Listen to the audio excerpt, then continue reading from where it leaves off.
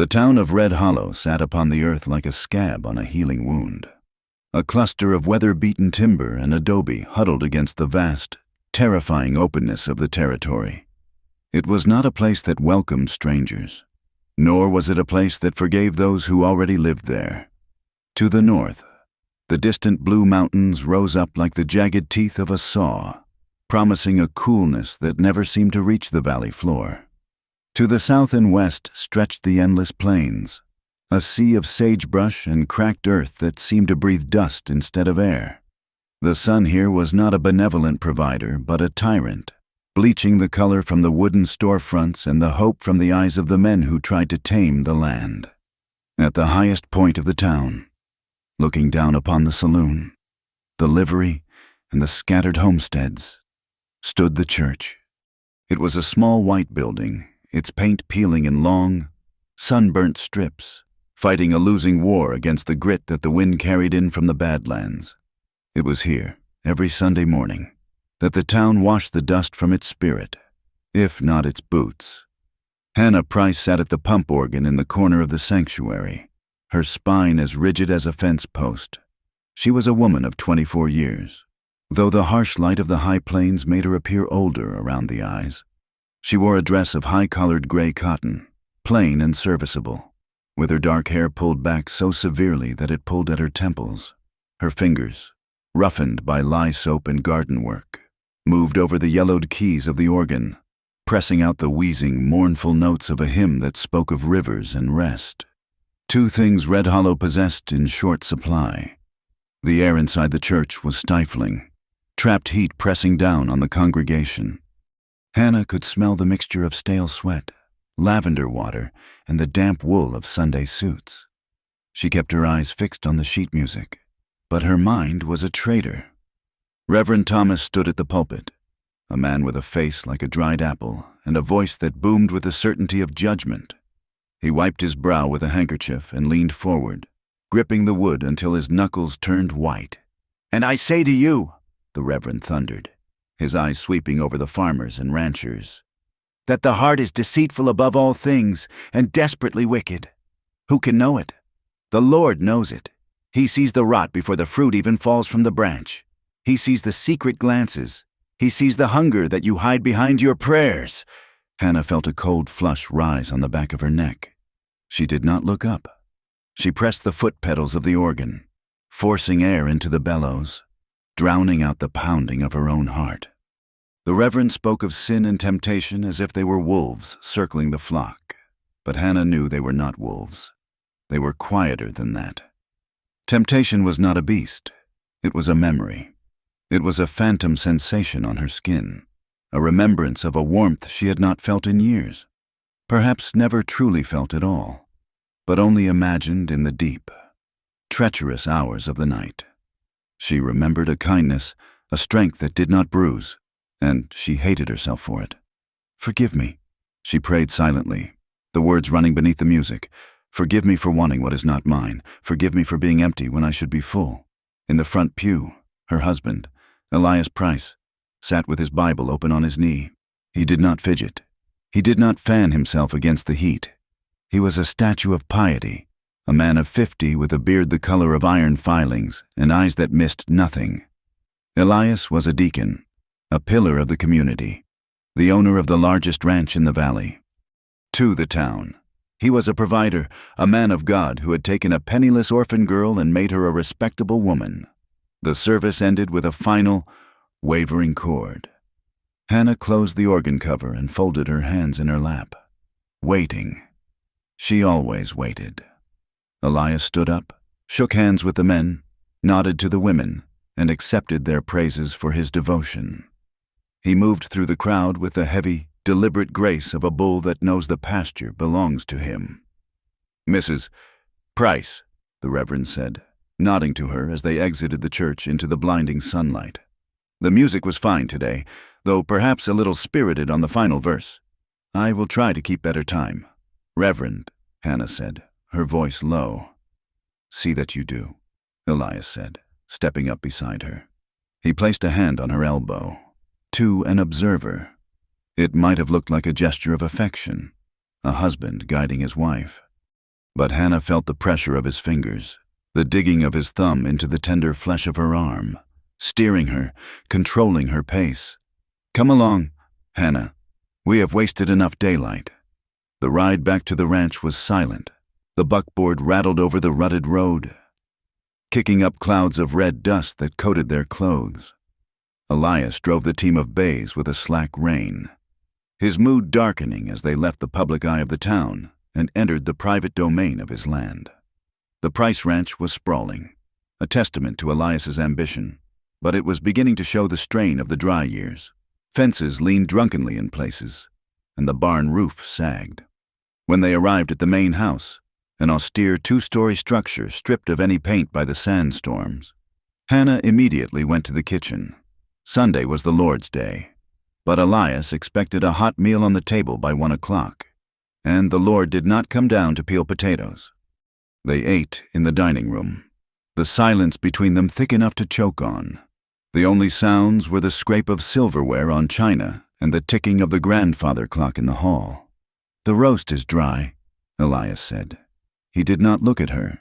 He cut a piece of beef with precise, surgical movements. "I am sorry, Elias," Hannah said, staring at her plate. "The oven runs hot when the wind is from the south. Excuses are the language of the lazy." "Hannah," he said. He chewed slowly, swallowing with difficulty. "I provide the meat. I provide the wood for the stove. I provide the roof over your head. Is it too much to ask that you watch the fire?" "No, Elias." "Do you remember where you were when I found you?" he asked, his voice conversational, polite. This was his favorite topic. "I was in the shelter in Abilene," she recited, a script she knew by heart. "You were starving," he corrected her. "You were wearing rags. You had no family, no prospects, and no virtue to speak of. Living in a place like that, I took you in, I gave you my name. I made you decent." "Yes, Elias, I know." "Then show some gratitude," he snapped, the veneer of politeness cracking for a second. "Stop dreaming while you work. I see you, Hannah. I see you staring out the window at nothing. An idle mind is the devil's workshop." Hannah did not answer. She cleared the table, her hands shaking slightly. When the dishes were washed and put away, and Elias had retired to his study to read his ledger books, his other Bible, Hannah walked softly up the stairs to the second floor. She walked past the bedroom she shared with Elias, down the hallway to a door that was always kept shut. She opened it quietly. The air inside was stale, smelling of old lavender and trapped heat. It was a small room, intended for a nursery. In the corner sat a wooden crib, carved by a carpenter in town 3 years ago. Inside the crib lay a folded blanket, faded yellow wool, gathering dust, 2 winters ago, while Elias was north buying cattle. A fever had swept through the house. Hannah had fought it alone. She had paced the floorboards of this room for 3 days and 3 nights, holding her infant son, bathing his forehead with cool water, praying until her voice was gone. The baby, Samuel, had died just before dawn on the 4th day. When Elias returned, he had buried the child in the family plot behind the orchard, said a short prayer, and never spoke Samuel's name again. To Elias, the child was a failure, a branch that had withered. Hannah reached into the crib and touched the blanket. She did not cry. She had learned long ago that tears angered Elias. He found them messy and indulgent. Instead, she closed her eyes and tried to conjure the weight of the baby in her arms, the smell of his hair. But the memory was fading, eroded by the harsh wind of her life, leaving only a hollow ache in her chest. "I am here," she whispered to the empty room. "I haven't forgotten." By late afternoon, the sky began to change. The relentless blue was swallowed by a wall of brownish purple that rose from the horizon, blotting out the sun. The birds stopped singing. The wind, which had been a constant nag all day, suddenly dropped, leaving a vacuum of terrifying silence. Hannah looked out the kitchen window and saw the dust storm coming. It was a monster, a rolling mountain of earth and grit moving across the plains. "Storm!" Elias shouted from the yard. "Board the windows! Get the shutters!" Hannah moved instantly, the fear of the storm overriding her fatigue. She ran from room to room, latching the heavy wooden shutters, stuffing rags into the cracks beneath the doors. Outside, the wind hit with a scream, a physical blow that shook the house to its foundations. For 3 hours, the world ceased to exist. There was only the howling darkness and the fine silt that forced its way through every invisible crack, coating the furniture, the floor, and their skin in a layer of red powder. Hannah sat in the parlor, holding a handkerchief over her mouth, listening to the sand blast against the wood. It felt as if the land itself had decided it had enough of them, that it wanted to strip them bare, scour them down to the bone, and bury them. When the wind finally died down to a low moan, it was dusk. The air hung thick and yellow, suspended in a twilight haze. Miles away, on the edge of town, a rider emerged from the gloom. Luke Carver rode a roan gelding that looked as tired as he felt. The horse's head hung low, and its coat was matted with sweat and fresh dust. Luke sat slumped in the saddle, his hat pulled down low over his eyes. He was a man of perhaps 30 years, though the miles he had ridden made him look older. He wore a canvas coat that had once been tan, but was now the color of the road, and his left arm was held stiffly against his side, favoring a wound hidden beneath the fabric. He rode slowly down the main street of Red Hollow. The town was just unbattening its hatches after the storm. Men were sweeping the boardwalks, coughing in the dusty air. Luke kept his eyes moving, watching the shadows, watching the rooftops. He had the wariness of a hunted animal. He paused outside the church. The door was open to let the air clear, and he could hear the faint, lingering echo of a hymn being hummed by someone inside. Perhaps the sexton cleaning up. It was a tune he knew from a life he had lost a long time ago. He closed his eyes for a second, letting the sound wash over him. But it brought no comfort, only a sharp, stinging regret. He urged the horse forward, past the church, toward the lights of the saloon. The interior of the Golden Steer Saloon was dim and smelled of stale beer and tobacco. When Luke pushed through the swinging doors, the conversation died. It didn't taper off. It was cut, like a string. Luke walked to the bar, his spurs chinking softly on the floorboards. He felt the eyes on his back. He knew what they saw. A drifter, a cowboy with no outfit, a man with dark skin and high cheekbones that spoke of blood the territory didn't care for. "Water," Luke said to the bartender, his voice raspy from the dust. "And a room if you have one." The bartender, a heavy man with a mustache that hid his mouth, wiped a glass with a dirty rag. He looked Luke up and down, lingering on the way Luke held his left arm. "Water is free," the bartender said, sliding a pitcher and a glass across the wood. "Room will cost you 50 cents, cash in advance." Luke drank 2 glasses of water without stopping. He wiped his mouth with the back of his hand. As he reached into his pocket to find a coin, the whispers started behind him. "I know him," a voice murmured. It was a ranch hand playing cards at a corner table. "Saw him in Abilene 2 years back. That is Luke Carver." "The gunfighter?" another man whispered. "Worse. They say he shot 3 men dead in a dispute over a card game in Kansas. Cold blood." "I heard he is a half-breed," another voice muttered, louder this time. "Look at him. Got Cheyenne in him. Sure as I am sitting here. I heard he rode with the Raiders during the war. Never came home right in the head." Luke placed a silver $50 on the bar. He did not turn around. He had heard the stories before. Truth was a scarce commodity in the West. Rumors grew like weeds. He was too tired to fight them. He just wanted to sleep. The doors swung open again, and Elias Price walked in. He was brushing dust from his coat, his face set in a scowl. He needed a drink to wash the taste of the storm out of his throat, and he needed a hand. His last ranch hand had quit the week before, running off to the silver mines in Nevada, leaving Elias short-handed with the roundup coming. Elias walked to the bar, ignoring Luke, and ordered a whiskey. He downed it in one swallow. He looked sideways at the stranger standing next to him. Elias had a sharp eye for horseflesh and men. He saw the exhaustion in Luke's posture, But he also saw the calluses on his hands and the way he stood balanced, even while tired. "You looking for work?" Elias asked abruptly. Luke turned his head slowly. He looked at the older man, assessing him. He saw the expensive boots, the arrogance in the jaw, the hardness in the eyes. He knew men like Elias Price. He had spent his life running from them or working for them. "I might be," Luke said. "Depends on the work." "Ranch work," Elias said. "Fixing fence, moving cattle, clearing brush. It is hard work. I don't pay for idleness. I am not afraid of work.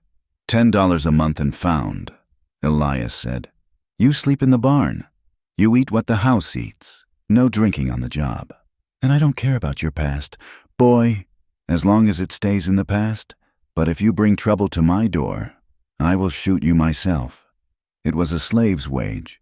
$10 a month was an insult for a grown man. But Luke had $2 left in his pocket, a horse that needed grain, and a shoulder that needed rest. He couldn't ride another 100 miles. "I will take it," Luke said quietly. "Good," Elias said. "My wagon is outside. Put your horse on the lead. We leave now." The ride back to the ranch was done in darkness. The moon was obscured by the lingering dust haze. When they pulled into the yard, the house was dark, save for a single lantern burning in the kitchen window. "Put your horse in the second stall," Elias commanded as he climbed down. "Then come to the back door for your supper." Luke tended to his horse first, rubbing the animal down with a handful of straw and finding it some hay. Then he walked to the main house. He stepped onto the back porch and knocked on the frame of the screen door. The inner door opened. Hannah stood there.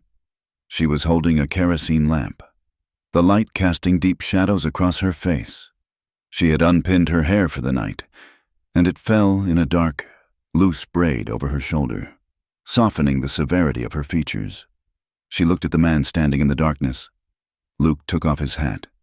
"Evening, ma'am. Your husband hired me on." Hannah stared at him. For a moment, the world seemed to narrow down to the circle of lamplight.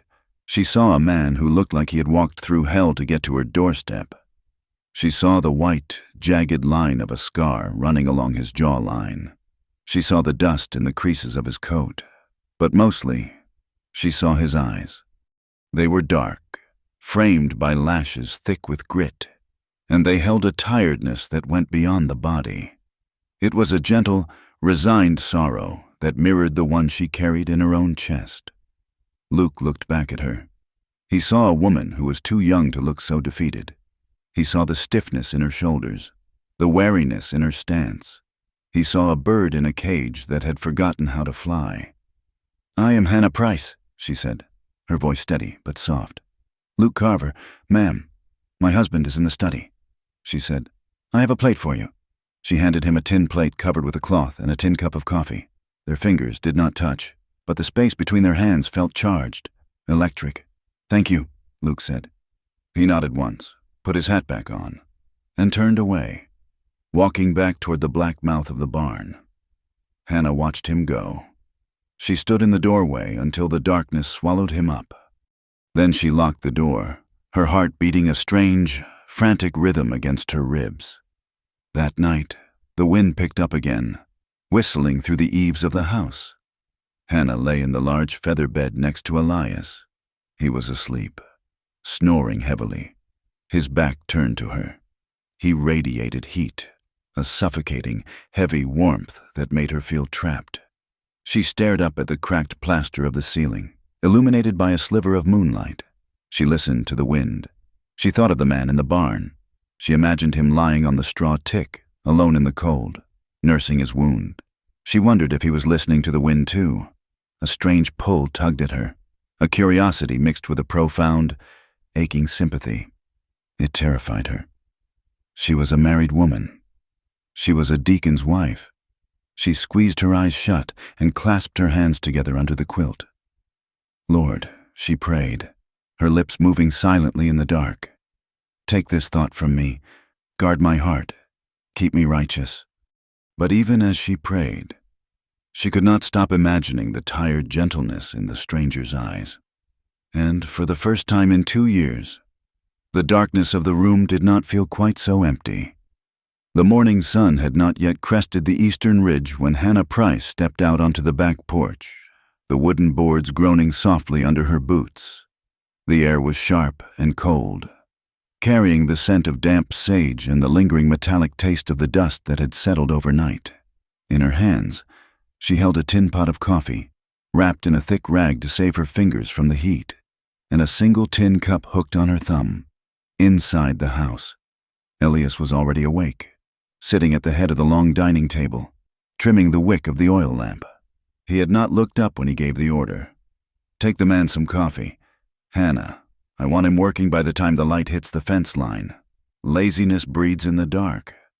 Hannah crossed the yard, the chickens scattering before her skirts with low, irritated clucks. The barn loomed ahead, a cavernous mouth in the gray light of dawn. She hesitated at the door, taking a breath that rattled slightly in her chest. She told herself it was just the cold. "Mr. Carver," she called out, her voice thin in the vast quiet.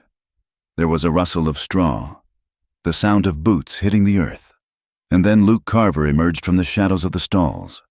He was buttoning his heavy canvas coat, his hair tousled from sleep, a piece of straw caught near the collar. He looked younger in this light, less like a man with a dark legend trailing him, and more like someone who had simply ridden too far and slept too little. "Morning, Mrs. Price," he said. His voice was rough with sleep, a low rumble that seemed to vibrate in the chilly air. "Elias asked me to bring you this," Hannah said, extending the cup and pouring the black liquid from the pot. Steam rose up between them, a white curtain that swirled and vanished. Luke stepped forward to take the cup. He did not wear gloves. His hands were large, the skin cracked from wind and work, the knuckles scarred. As he reached for the tin handle, his fingers brushed against hers. It was a mistake of distance. Nothing more, a fumble in the transfer. But the contact sent a shock through Hannah that had nothing to do with the heat of the coffee. His skin was rough and warm, a living warmth that seemed to sear against the cold porcelain of her own hand. She pulled back too quickly, and a splash of hot coffee sloshed over the rim, landing in the dirt between them. "Careful," Luke said softly. He did not pull away. He steadied the cup, his eyes lifting to meet hers. "I have got it." "I'm sorry," Hannah said, wiping her hand on her apron, her heart hammering a frantic rhythm against her ribs. "It is cold this morning. My hands are clumsy." "It is a biting cold," Luke agreed. He took a sip of the coffee, closing his eyes for a second as the heat hit him. "Thank you, ma'am. This saves my life." "Elias wants the south fence checked," she said, reciting her husband's instructions to fill the silence. "He says the steers have been pushing against the wire." "I will see to it," Luke said. He lowered the cup, the awkwardness stretched between them, thick as wool. They stood in the gray yard, two strangers bound by the orders of a man who was still sitting inside the house. "Looks like the wind might die down today." "I hope so," Hannah said. "The dust, it gets into everything." "It does," Luke said. He looked at her then, really looked at her, not with the predatory gaze of the men in town, but with a quiet, measuring look that made Hannah feel exposed. "You look tired, Mrs. Price." "I am fine," she said quickly, stepping back toward the safety of the house. "I have work to do. Good day, Mr. Carver." "Good day," he replied. She turned and walked back to the house, forcing herself not to run. She could feel his eyes on her back, a physical weight, until the screen door slapped shut behind her. Over the next 2 weeks, the routine of the ranch settled into a hard, grinding rhythm. Luke Carver was not a man of many words, but he was a man of labor. Elias had hired cheap hands before, drifters who spent half the day rolling cigarettes and the other half complaining about the heat. Luke was different. He moved with an economy of motion that fascinated Hannah despite herself. She watched him from the kitchen window while she kneaded dough. She watched him from the garden while she pulled weeds. She saw him riding the fence line, his silhouette stark against the pale sky. dismounting to stretch wire with a leverage and strength that made the heavy work look simple. He did not beat the horses when they shied, as Elias did. Once, she watched him spend an hour coaxing a frightened colt into the corral, speaking to it in a low murmur, his hand resting gently on the animal's neck until the trembling stopped. Elias saw only a machine that did his bidding for $10 a month. Hannah saw a man who treated living things with a respect that Red Hollow had forgotten. One Tuesday afternoon, the air grew heavy and still. The sky, which had been a relentless, blinding white all morning, began to bruise in the west. Deep indigo clouds piled atop one another, building a cathedral of storm that blocked out the sun.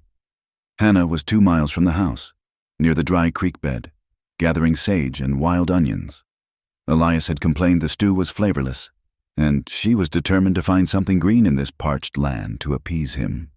She had walked further than she intended, lost in the rare solitude. The first crack of thunder sounded like a cannon shot, rolling across the plains and shaking the ground beneath her feet.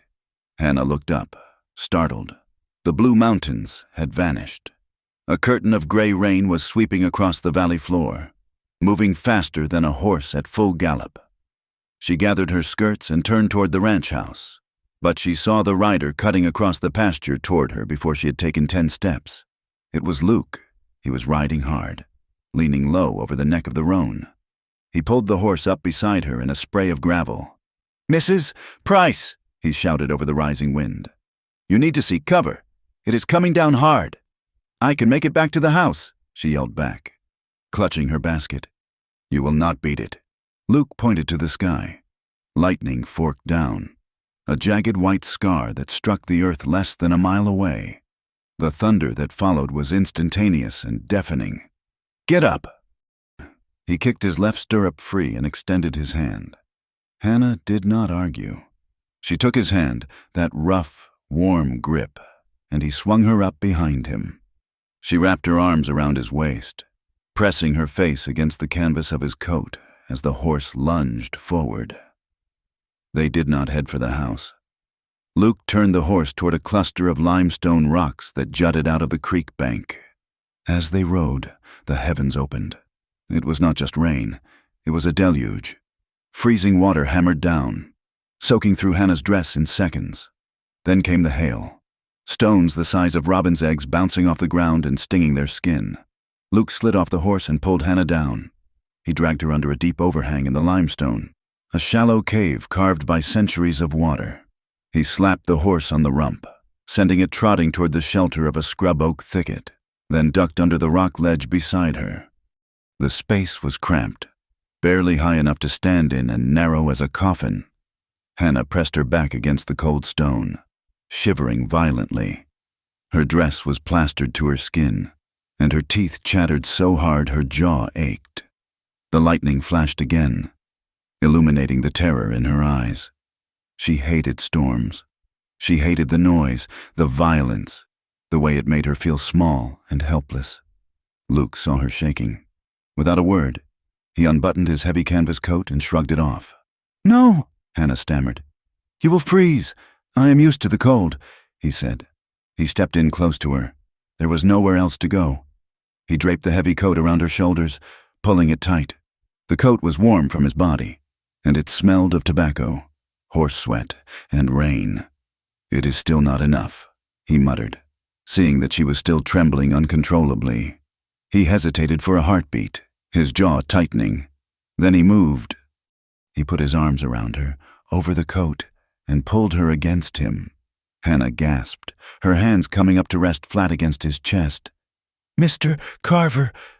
"Hush," he said, his voice low and near her ear. "It is just for warmth, Hannah, just until it passes." He used her given name. It sounded like a secret in the small, dark space. They stood there, pressed together while the world outside dissolved into chaos. The hail clattered against the rocks like 1,000 stones thrown by angry ghosts. The thunder shook the ground, vibrating up through the soles of their boots. But in the shelter, there was a different kind of storm. Hannah could feel the steady, heavy thud of Luke's heart beneath her palms. She could feel the heat radiating from his chest, seeping through her wet clothes, warming her blood. He was solid. He was an anchor. Elias held her like a possession, with a grip that demanded. Luke held her like something precious that might break, his arms strong but careful. She looked up. His face was inches from hers. Water dripped from the brim of his hat. His eyes were dark and unreadable, focused intently on her face. She saw a flicker of something in them, a hunger, a recognition that mirrored the ache opening up inside her own chest. She stopped shivering, but she did not pull away. She leaned into him, just an inch, surrendering to the gravity of the moment. For a minute, or perhaps an hour, they existed outside of time.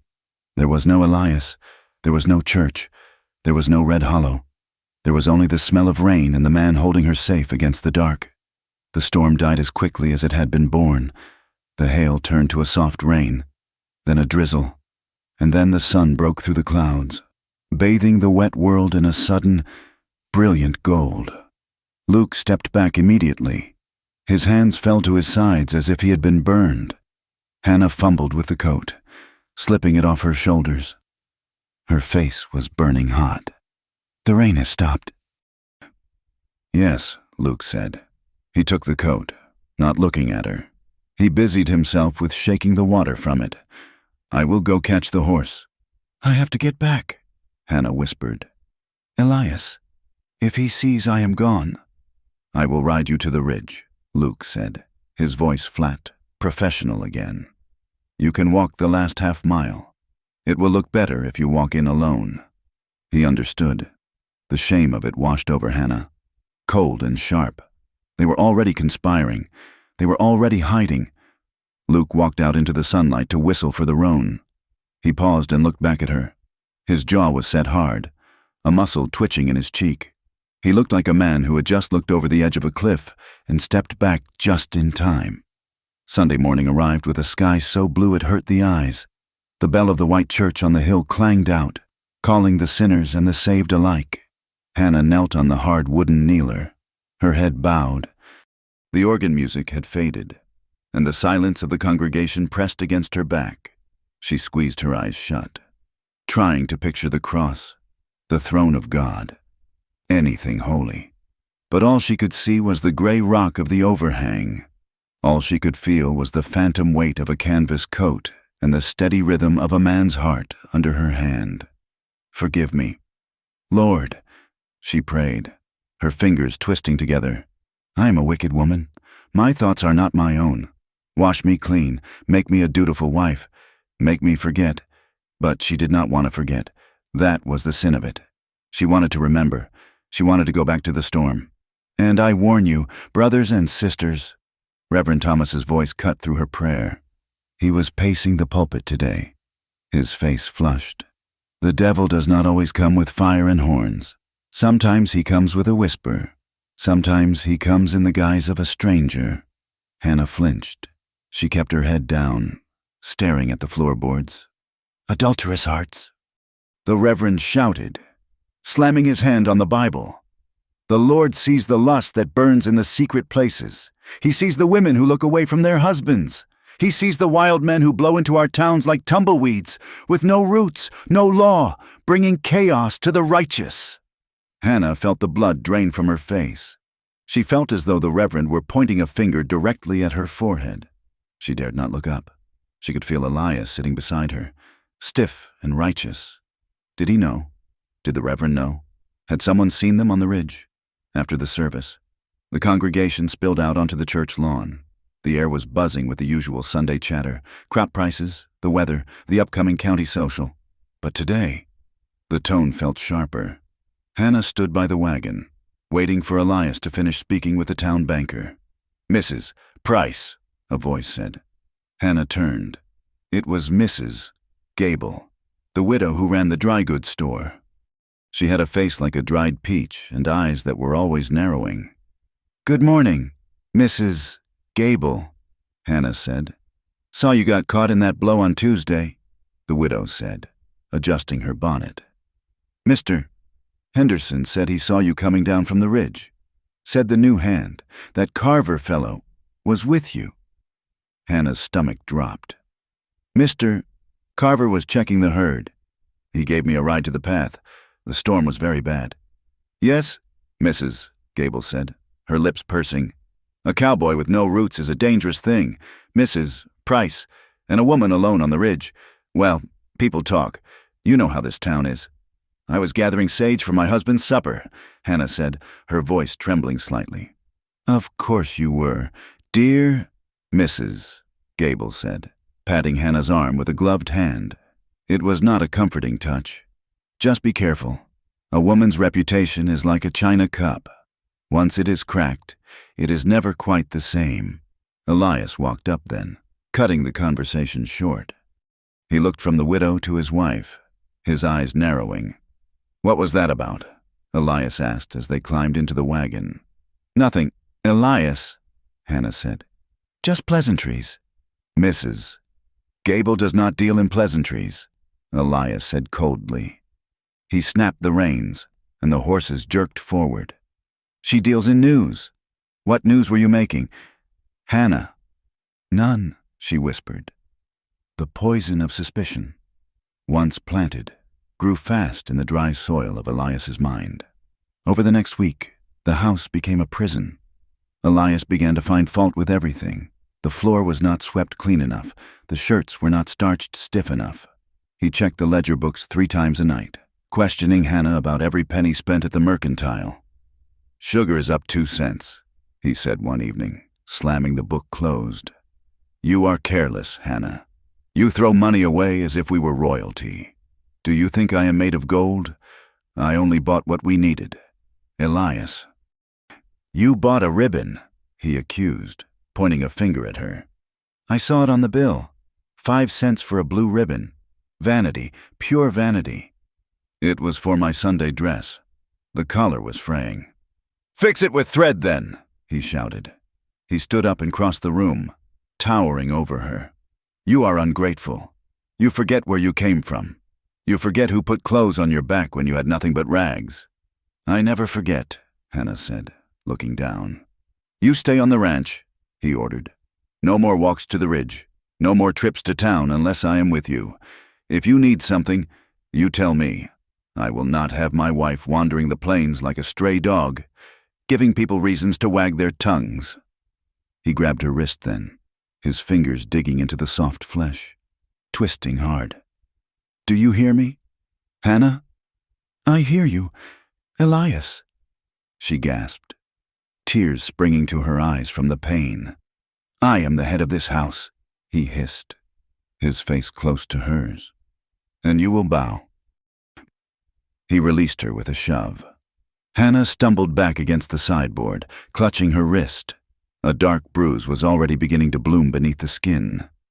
2 nights later, the air was thick with heat. Elias was in the parlor, playing cards with Mr. Henderson and 2 other ranchers who had come to discuss water rights.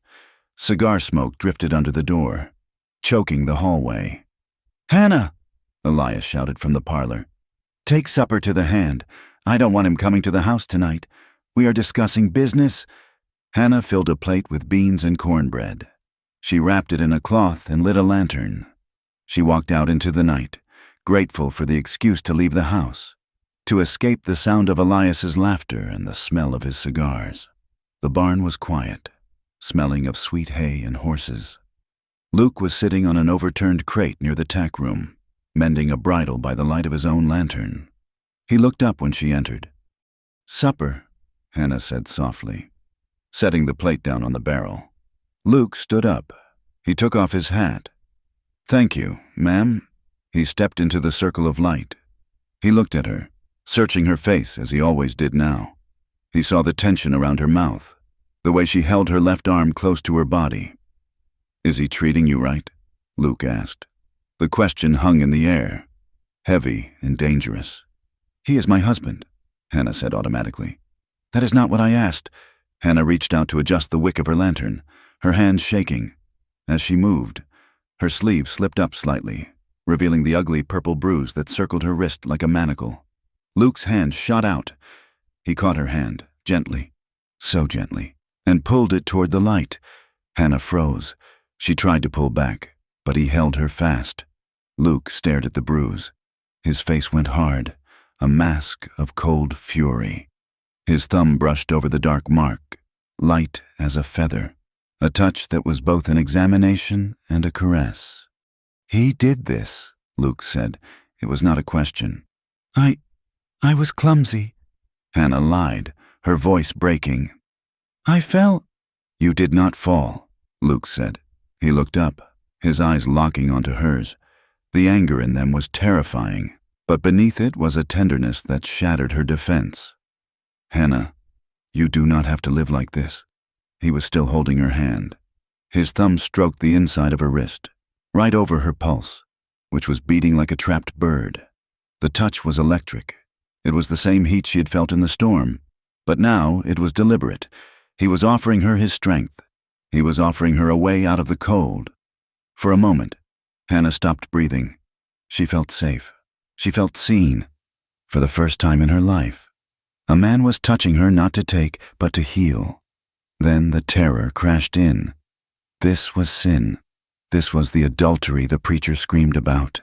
This was the danger Mrs. Gable whispered about. If she stayed 1 second longer, she would fall. She would fall into him, and she would never want to climb out. "I can't," she whispered. She yanked her hand away, scrambling backward. "Hannah, wait," Luke said, taking a step toward her. "No," she gasped. "Do not touch me. I am a married woman." She turned and ran. She ran out of the barn, across the dark yard, her skirts tangling around her legs. She ran back to the house where her husband sat playing cards, back to the prison she had promised before God to stay in. That night, Elias came to bed late, smelling of whiskey and tobacco. He climbed in beside her and fell asleep instantly. Hannah lay awake, staring into the dark. She was crying, silent, hot tears that soaked into the pillow. She clasped her hands together until her knuckles ached. "Forgive me," she prayed. "Oh God, please, take this away. Make me clean." But when she closed her eyes, she did not see the face of God. She saw Luke's eyes in the lantern light.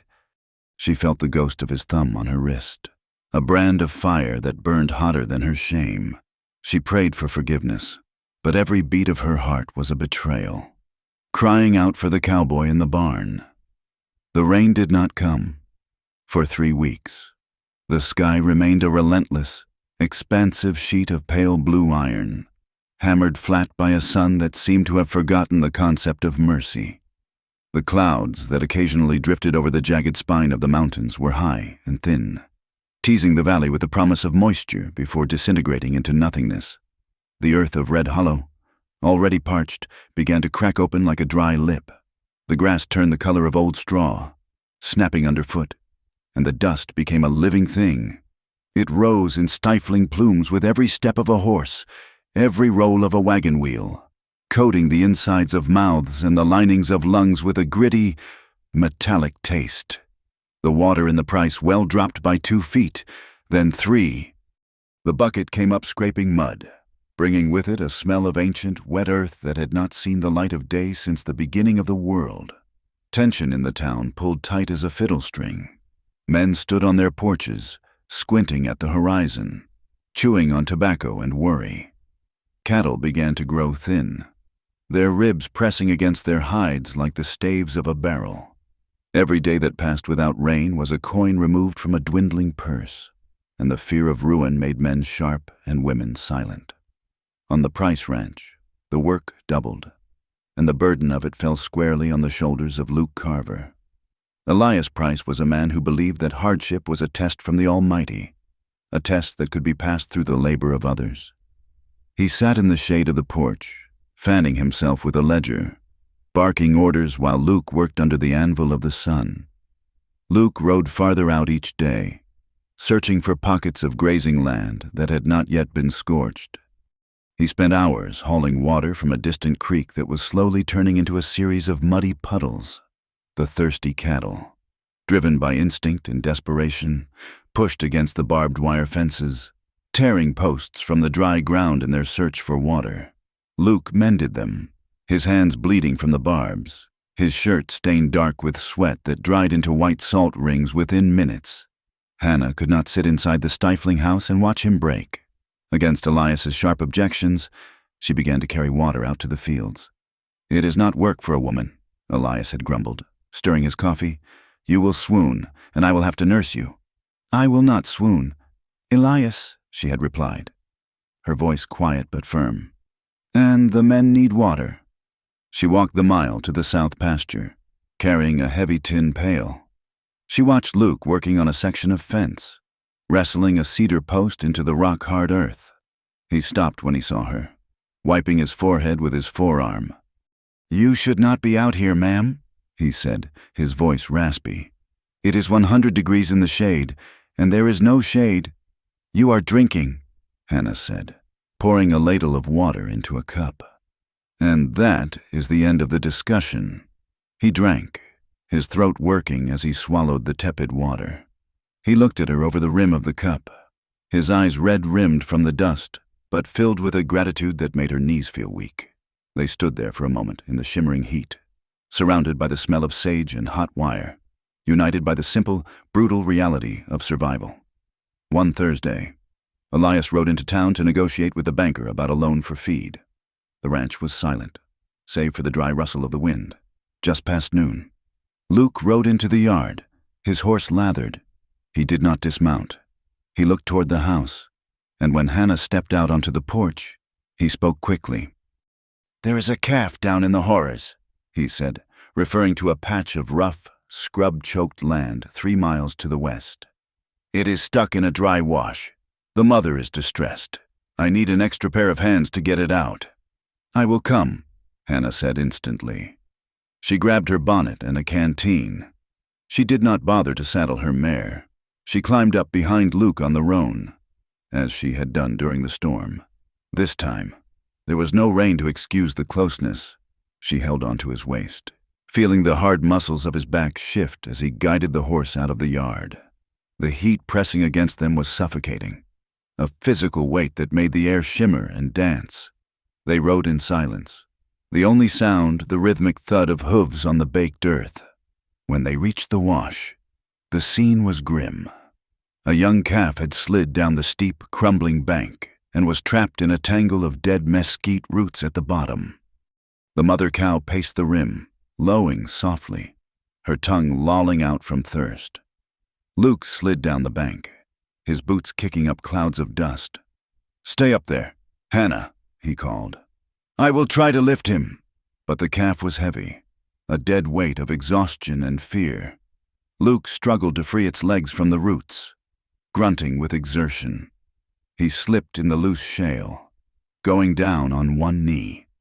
Hannah did not listen. She scrambled down the bank, her skirts catching on the thorns. "I am helping," she said, breathless. "Hannah, no," Luke gasped, sweat dripping from his nose.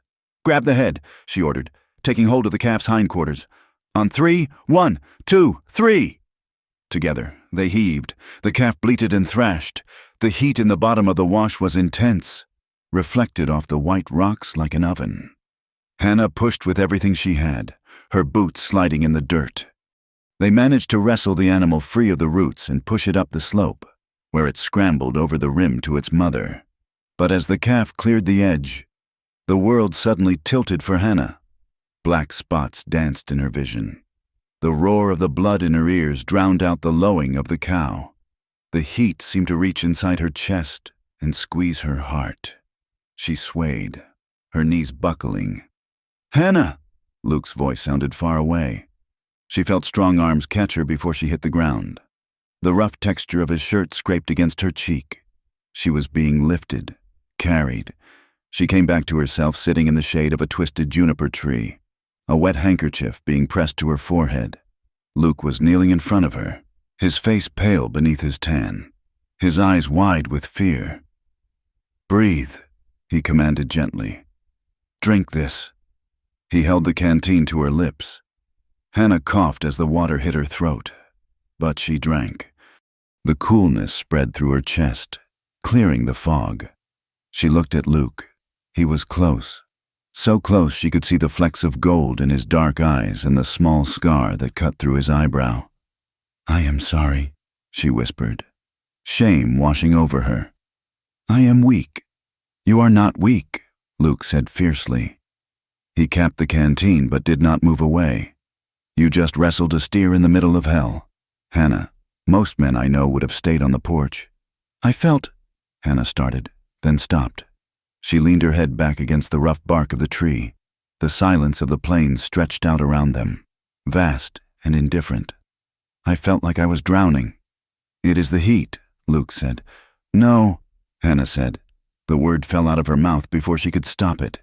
The dam that she had built so carefully for 3 years, the wall of silence and prayer and duty, suddenly developed a hairline crack. "It is not the heat, it is everything." She looked at him, her eyes filling with tears that she was too dehydrated to shed. "I am trapped, Luke," she confessed, her voice a halting whisper. "I live in a house that feels like a tomb.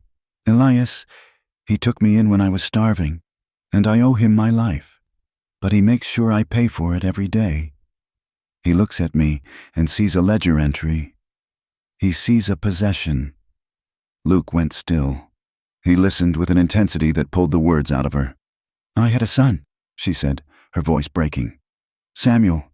He was small, and he had eyes like Elias, but he had my laugh. He died 2 winters ago. Elias was away. I held him while he burned up with fever, and I prayed until my throat bled, but God did not answer. And when Elias came home, he never spoke of him. He packed the crib away and told me to get back to work. It was as if Samuel never existed." She choked on a sob. "I dream of him every night. And every morning I wake up and I'm alone in that house. Even when Elias is sleeping beside me." She covered her face with her hands, her shoulders shaking. She expected Luke to look away, to offer an awkward platitude, to remind her of her duty. Instead, he reached out and took her hands, pulling them away from her face. He held them tightly.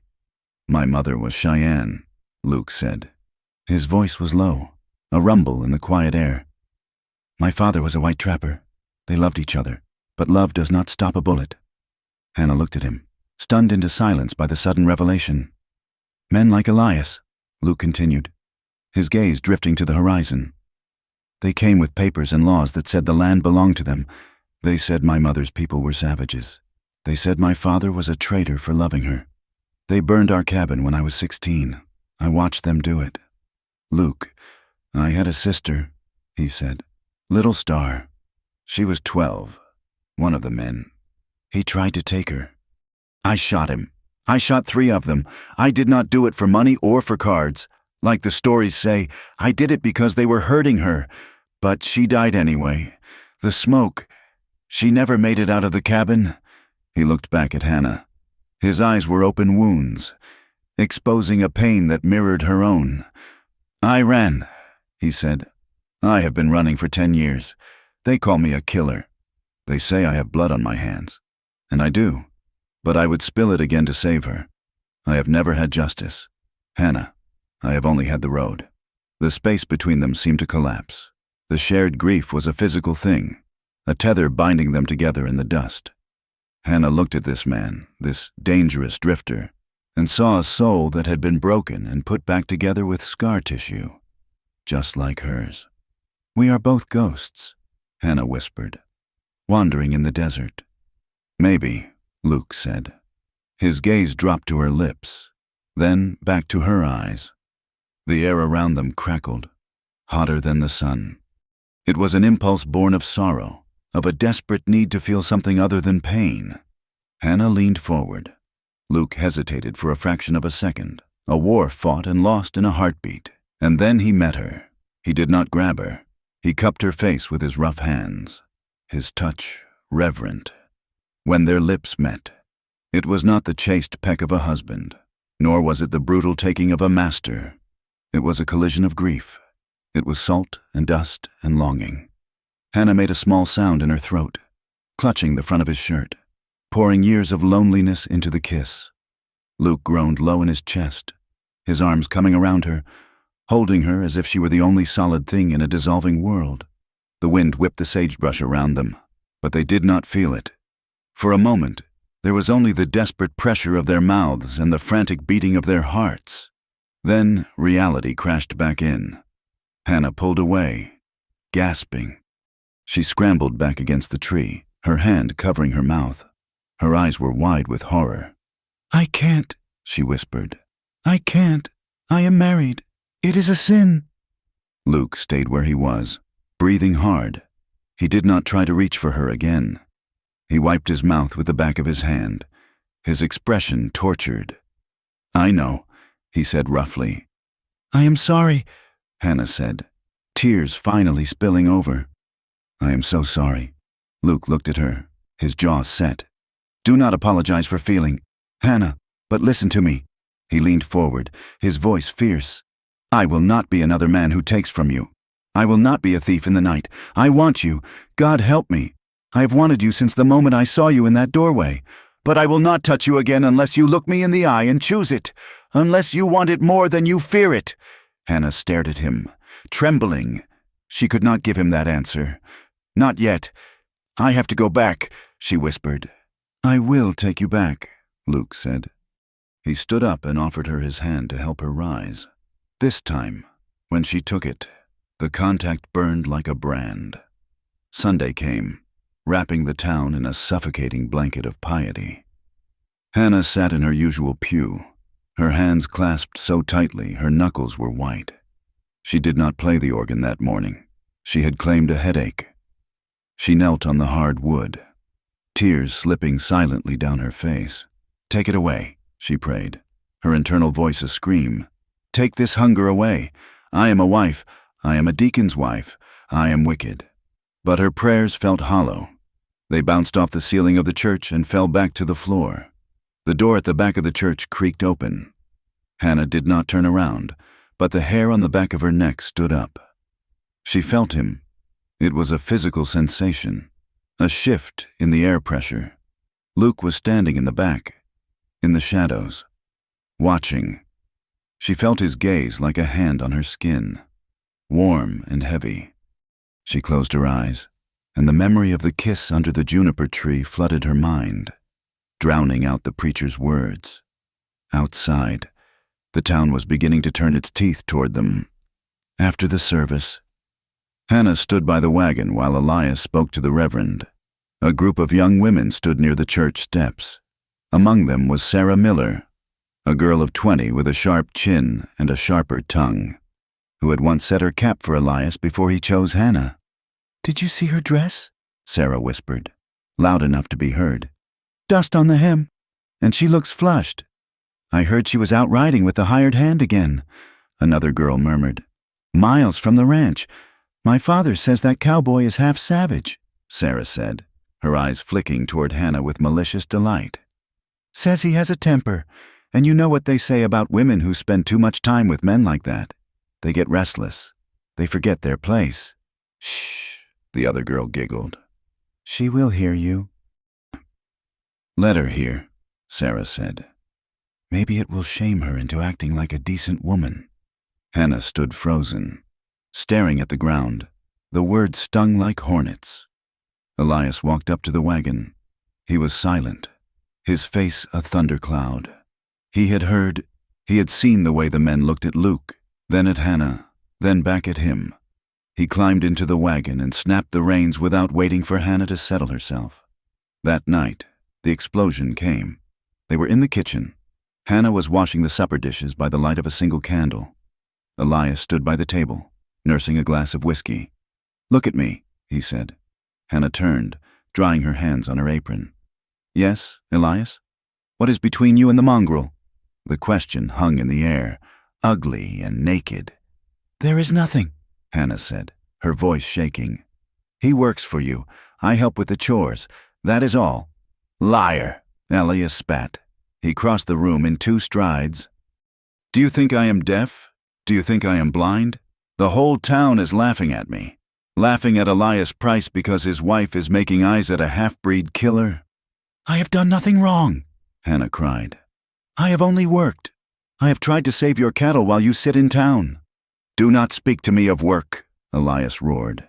He grabbed her by the shoulders, his fingers digging into the bruises he had already left.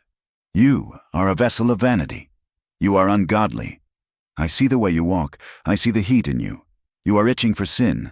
Hannah, you are waiting for him to scratch it. No! Yes! He shook her violently, her head snapping back. I should turn you out. I should throw you back into the gutter where I found you. But I will not let you shame me. You are mine. Do you understand? You belong to me. He shoved her backward. Hannah stumbled, her hip striking the edge of the stove. She cried out in pain. Elias stood over her, breathing heavily. For a moment, the mask of the righteous deacon slipped completely. Hannah looked up and saw the truth. He was not a man of God. He was a small, terrified man who needed to break things to feel powerful. He was afraid. He was afraid of her beauty, afraid of her silence, and afraid of the man in the barn who possessed a quiet strength Elias would never know. Go to your room, Elias hissed. Pray for your soul, because if I see you look at him again, I will kill him, and then I will deal with you. Hannah fled. She ran up the stairs, her hip throbbing, her heart pounding in her throat. She went into her room and locked the door, but she did not pray. She stood by the window, looking out at the darkness. The moon was a thin sliver. The barn was a dark shape against the stars. She could not stay here. The house was suffocating her. The air felt thin, used up. The violence in Elias's eyes had broken the last tether of her duty. She looked at the bruises on her arms, purple marks in the shape of her husband's fingers. You belong to me. No, she whispered to the glass. I do not. She unlocked the door. The house was silent. Elias had passed out in his chair downstairs or gone to his own bed. She moved like a ghost, barefoot, carrying her shoes. She slipped down the back stairs and out the kitchen door. The night air was cool, but her skin was burning. She did not run this time. She walked with a terrifying clarity. She walked across the dust of the yard, past the chicken coop, straight to the barn. She pushed the door open. Inside, the lantern was low. Luke was not asleep. He was sitting on a bale of hay, whittling a piece of wood, his face set in grim lines. He looked up as the door creaked. He saw her standing there in her nightdress, a shawl thrown hastily over her shoulders. He saw the tears on her face. He saw the way she held her side where she had struck the stove. He stood up slowly, the knife dropping from his hand into the straw. Hannah, he said. It was a question and a prayer. Hannah let out a sob that tore from the bottom of her lungs. She stumbled forward. I can't, she wept. I can't do it anymore. Luke met her in the middle of the barn floor. He did not hesitate this time. He caught her as she collapsed, his arms wrapping around her with a ferocity that matched her own. I have you, he murmured into her hair, pulling her tight against his chest.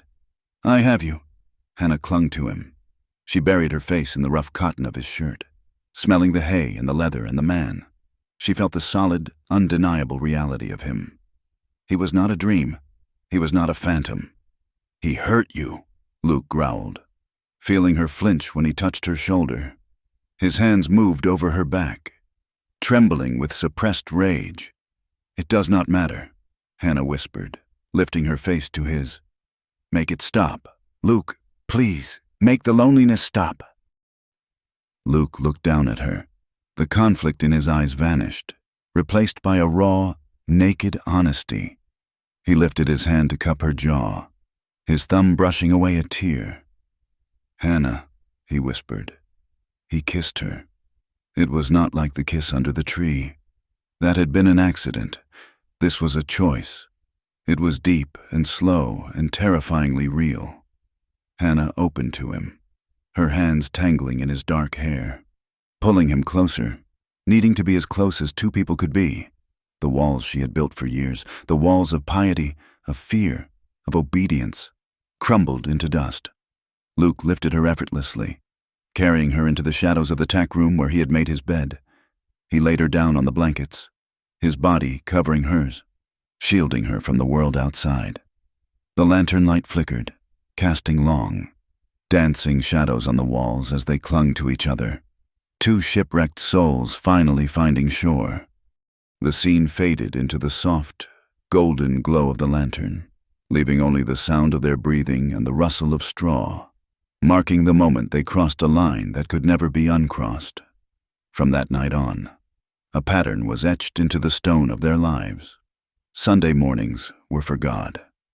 Hannah would kneel in the church, her face pale, praying fiercely for a forgiveness she wasn't sure she wanted. She would listen to the sermons about sin and hellfire, and she would weep for the woman she was supposed to be. But the nights belonged to the truth, when the house was dark and Elias slept the heavy sleep of the self-righteous. Hannah would slip out the back door. She would walk through the silent yard to the barn, where the lantern burned low, and there, in the arms of the cowboy with the killer's reputation, she would find the only tenderness she had ever known. She would fall into him, and for a few stolen hours, she would not be a possession or a disappointment. She would just be Hannah, and she was loved. Summer bled into autumn, but the heat did not break. It merely changed texture, shifting from the sharp, stinging burn of July to a heavy, suffocating blanket that lay over the valley of Red Hollow. For Hannah Price and Luke Carver, time became a strange, divided thing. By day, they were strangers who moved in the same orbit, bound by the rigid laws of the ranch and the watchful eye of Elias. They spoke only of work. Hannah would bring water to the corral, her eyes fixed on the dusty brim of Luke's hat, handing him the ladle with a stiff, formal courtesy. Luke would nod, wiping sweat from his brow, his voice flat as he discussed the condition of the fences or the dwindling water levels in the creek. To a casual observer, there was nothing between them but the necessary, clipped exchanges of a mistress of the house and a hired hand. But the nights were a different country. When the grandfather clock in the hall struck 11, and Elias's breathing deepened into the heavy, rattling snore of a man assured of his own righteousness, Hannah would rise. She moved through the house like a spirit, knowing which floorboards groaned and which door hinges needed to be lifted to keep silent. The barn was their sanctuary, in the dim light of the lantern, shielded by the high walls of the stalls. The pretense fell away. They did not just find physical release, though the hunger between them was a fierce, living thing that seemed to grow rather than diminish. They found a place to speak. They sat on blankets spread over the straw, Hannah leaning back against Luke's chest, his arms wrapped around her as if he could shield her from the world outside. They spoke in whispers, trading pieces of themselves that no one else had ever wanted.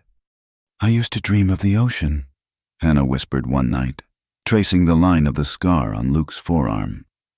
"My father had a picture book, great blue water that never ended. I thought if I could just get there, I would never be thirsty again." "I have seen it," Luke said softly, his chin resting on the top of her head. "In California, it is loud, louder than thunder, but it smells of salt, not dust. Take me there," she said, half joking, half desperate. "I would," Luke said, and the seriousness in his voice made her heart ache. "I would take you to Oregon. There are trees there, Hannah, pines so tall you cannot see the tops, and rivers that run cold all year long. A man can build a cabin and not see a soul for months if he chooses." "A cabin," she repeated, tasting the word. "With a garden? One that does not die in July." "A garden," Luke promised, "and a porch where you can sit and do nothing but watch the sun go down." It was a fantasy, fragile as spun glass, but it kept them alive. It gave Hannah the strength to endure Elias's cold criticisms at the breakfast table. It gave Luke the resolve to keep working under the brutal sun, fixing fences for a man he despised, just to stay close to the woman who had become his breath. But the land of Red Hollow did not care for lovers or their dreams. The land was turning cruel. October brought no rain, only a dry, howling wind that whipped the soil into blinding clouds. Dust devils, tall and malevolent, danced across the plains, tearing shingles from roofs and snapping young saplings. Then, in a freak turn of weather common to the high territory, a killing frost struck. It came in the night, a silent white death that settled over the valley. By morning, the last of the vegetable garden was black and withered, The few late crops the farmers had nursed along were gone. 2 days later, Elias rode out to the north pasture and found his prize bull dead. The animal, a massive Hereford that Elias had paid $300 for, lay on its side near a dry creek bed. It had not died of thirst. It had eaten loco weed, which had bloomed in the absence of good grass. Its bloated carcass was already covered in flies. Elias came back to the ranch in a black rage. He stormed into the kitchen, his face mottled with purple fury. "Dead!" he shouted, throwing his riding crop onto the table so hard it cracked the wood. $300 of beef, rotting in the sun. Hannah stood by the stove, stirring a pot of thin soup. She flinched, but did not turn. "I am sorry, Elias. Sorry does not buy stock," he roared. He turned his eyes toward the window, looking out toward the barn where Luke was saddling a horse. "It is that hand, that mongrel. He should have seen the weed. He should have moved the herd." "Luke has been working 18 hours a day," Hannah said quietly, defending him before she could stop herself. "He cannot be everywhere at once." Elias spun on her. "You take his side? You defend incompetence?" "I defend the truth," Hannah said, her voice trembling. "The land is poisoning everything. Elias, it is not one man's fault." "It is bad blood," Elias spat. "He brings it with him. I have had nothing but misfortune since he rode onto this land. The frost, the drought, and now this. He is a curse." Elias's need for a scapegoat was insatiable. He could not blame God, for he believed himself to be God's favorite. So he had to blame the intruder. The tension on the ranch tightened, thick enough to choke on. But the threat was about to arrive from a different direction. 3 days after the bull died, 2 riders hitched their horses outside the Golden Steer Saloon. They wore long canvas dusters that did little to hide the heavy revolvers on their hips. They were hard-faced men, with eyes that constantly scanned the room, the look of men who hunted other men for a living. They ordered whiskey and stood at the bar, not drinking, just watching. One of them, a man with a gray mustache and a silver star pinned to his vest, unrolled a piece of paper and smoothed it out on the polished wood. Asking after a man, the deputy said to the bartender, "Goes by the name of Carver. Luke Carver. Sometimes uses the name Little Wolf." The bartender, wiping a glass, paused. He looked at the sketch on the paper. It was a poor likeness, rough and shadowed, but the description was clear. Mixed blood, scar on left jaw. Wanted for 3 counts of murder in the Kansas territory. "I don't know about any murders," the bartender said slowly, his eyes flicking to the men playing cards at the corner table. "But there is a fella named Carver working out at the Price Ranch. Been there a few months." The deputy nodded, rolling the poster back up. "Price Ranch, that the big spread east of town?" "That is the one," the bartender said. "Deacon Price runs it." "Obliged," the deputy said. They finished their drinks and walked out, their spurs jingling with a sound that was less like music and more like chains. News traveled faster than wind in Red Hollow. By Sunday morning, the rumors had reached the pulpit. The church was full, the air stiflingly hot despite the season. Hannah sat in her pew, her hands folded in her lap, feeling a sick dread pooling in her stomach. She had seen the deputies in town on Saturday. She had seen the way people looked at her when she walked past the general store, not just with the usual judgment, but with a new, excited anticipation of disaster. Reverend Thomas stood before the congregation, his face grave. He did not look at Elias, but everyone knew who he was speaking to. "We live in dangerous times, brothers and sisters," the Reverend intoned, his voice booming off the rafters. "The wolf does not always come with bared teeth. Sometimes he comes in sheep's clothing. Sometimes he comes looking for work, looking for charity." Hannah stopped breathing. She felt Elias stiffen beside her. "Scripture tells us," the Reverend continued, "that if you invite the wicked into your home, you invite the wrath of the Almighty. We wonder why the rain does not fall. We wonder why the frost kills our crops. Perhaps we should look at who we are harboring in our midst. Perhaps we should look at the strangers who bring their blood-stained pasts into our godly town. Every word was a stone thrown directly at Luke. Hannah felt a flush of shame climb her neck, but beneath it, a sudden, hot spark of anger ignited. How could they? How could they judge a man they had never spoken to? They did not see him pull a calf from the mud. They did not see him share his water with a dying horse. They saw only a wanted poster and the color of his skin. She looked up, her eyes hard, meeting the Reverend's gaze. For a second, the preacher faltered, surprised by the defiance in the face of the deacon's wife. But Elias was not looking at the preacher. He was looking at his hands, his face settling into a mask of grim resolution.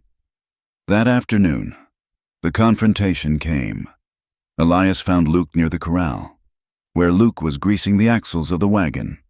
The two deputies had ridden out earlier that morning, asked their questions, and left with a promise to return with a warrant if the identity was confirmed. Elias stood by the fence, watching Luke work. The law was here, Elias said. Luke did not stop working. He wiped grease from his hands with a rag. I saw them. They say you killed 3 men in Kansas, Elias said. They say you are wanted for murder. Luke stood up slowly. He turned to face Elias. He did not look like a man afraid. He looked like a man who had been expecting this day for 10 years. I shot 3 men, Luke said steadily. That part is true. You admit it? Elias asked, his voice rising. You admit you are a killer? I admit I defended my sister, Luke said, his voice hard as iron. They came into our home. They dragged her out. The law did nothing. I did what a brother does.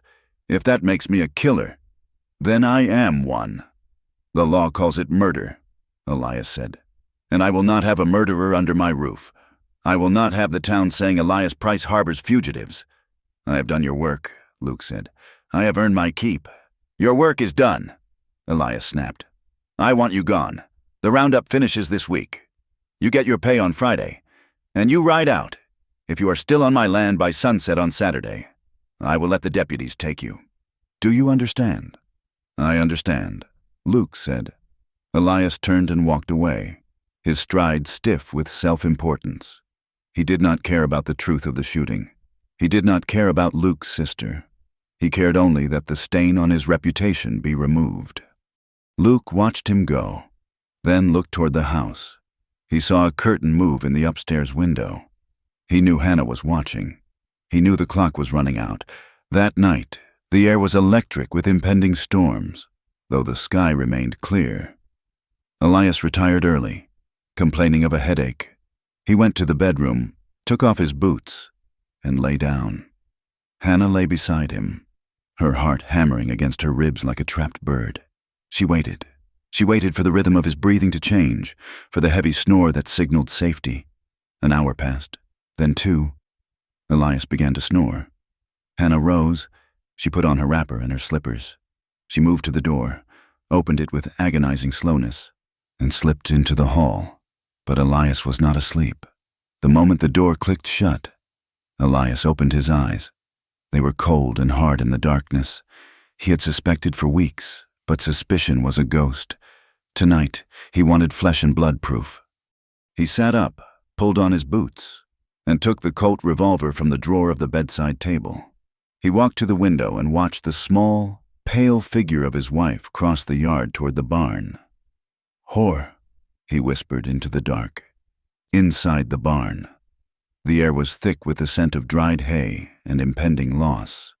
Luke was waiting. He had not slept. His bedroll was already packed in the corner.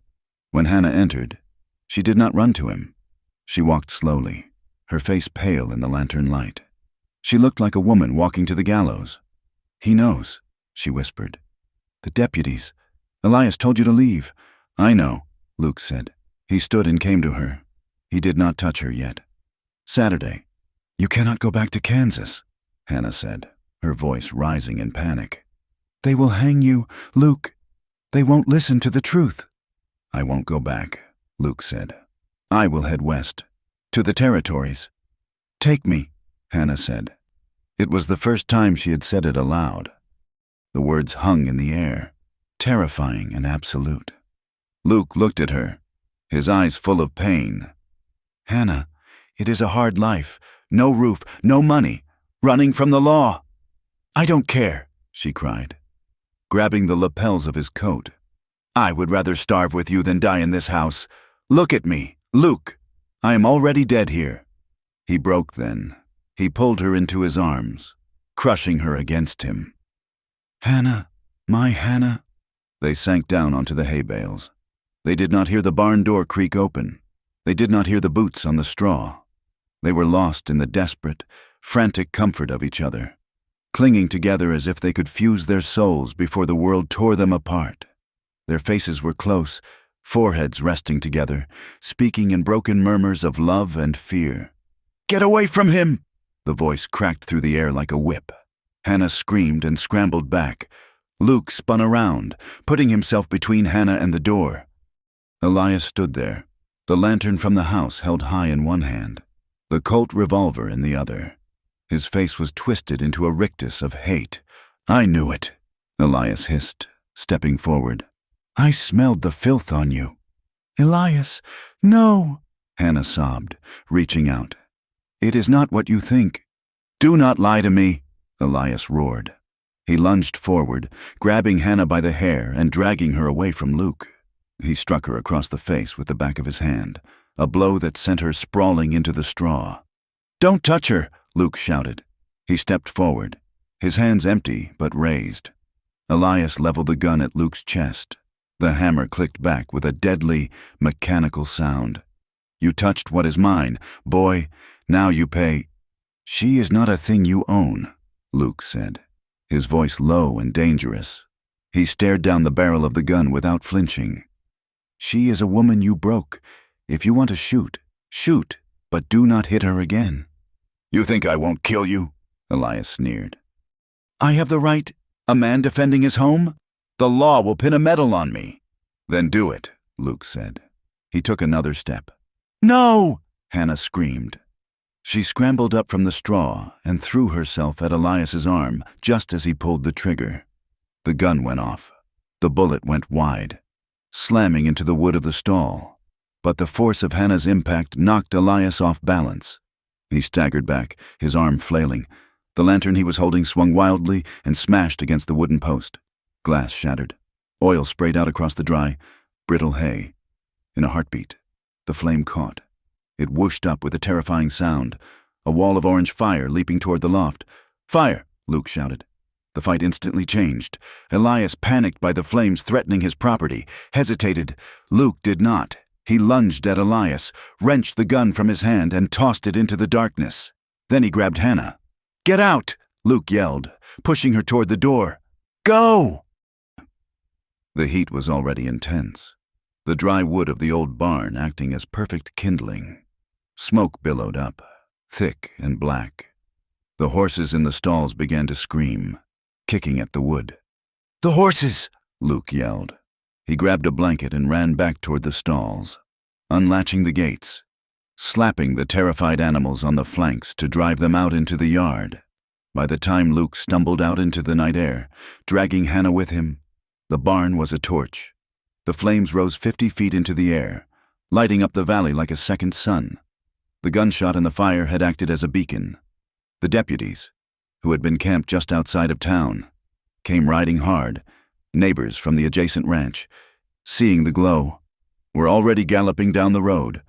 Within minutes, the yard was full of men, horses, and shouting. Elias stood near the water trough, his face blackened with soot, his chest heaving. He saw the deputies dismounting.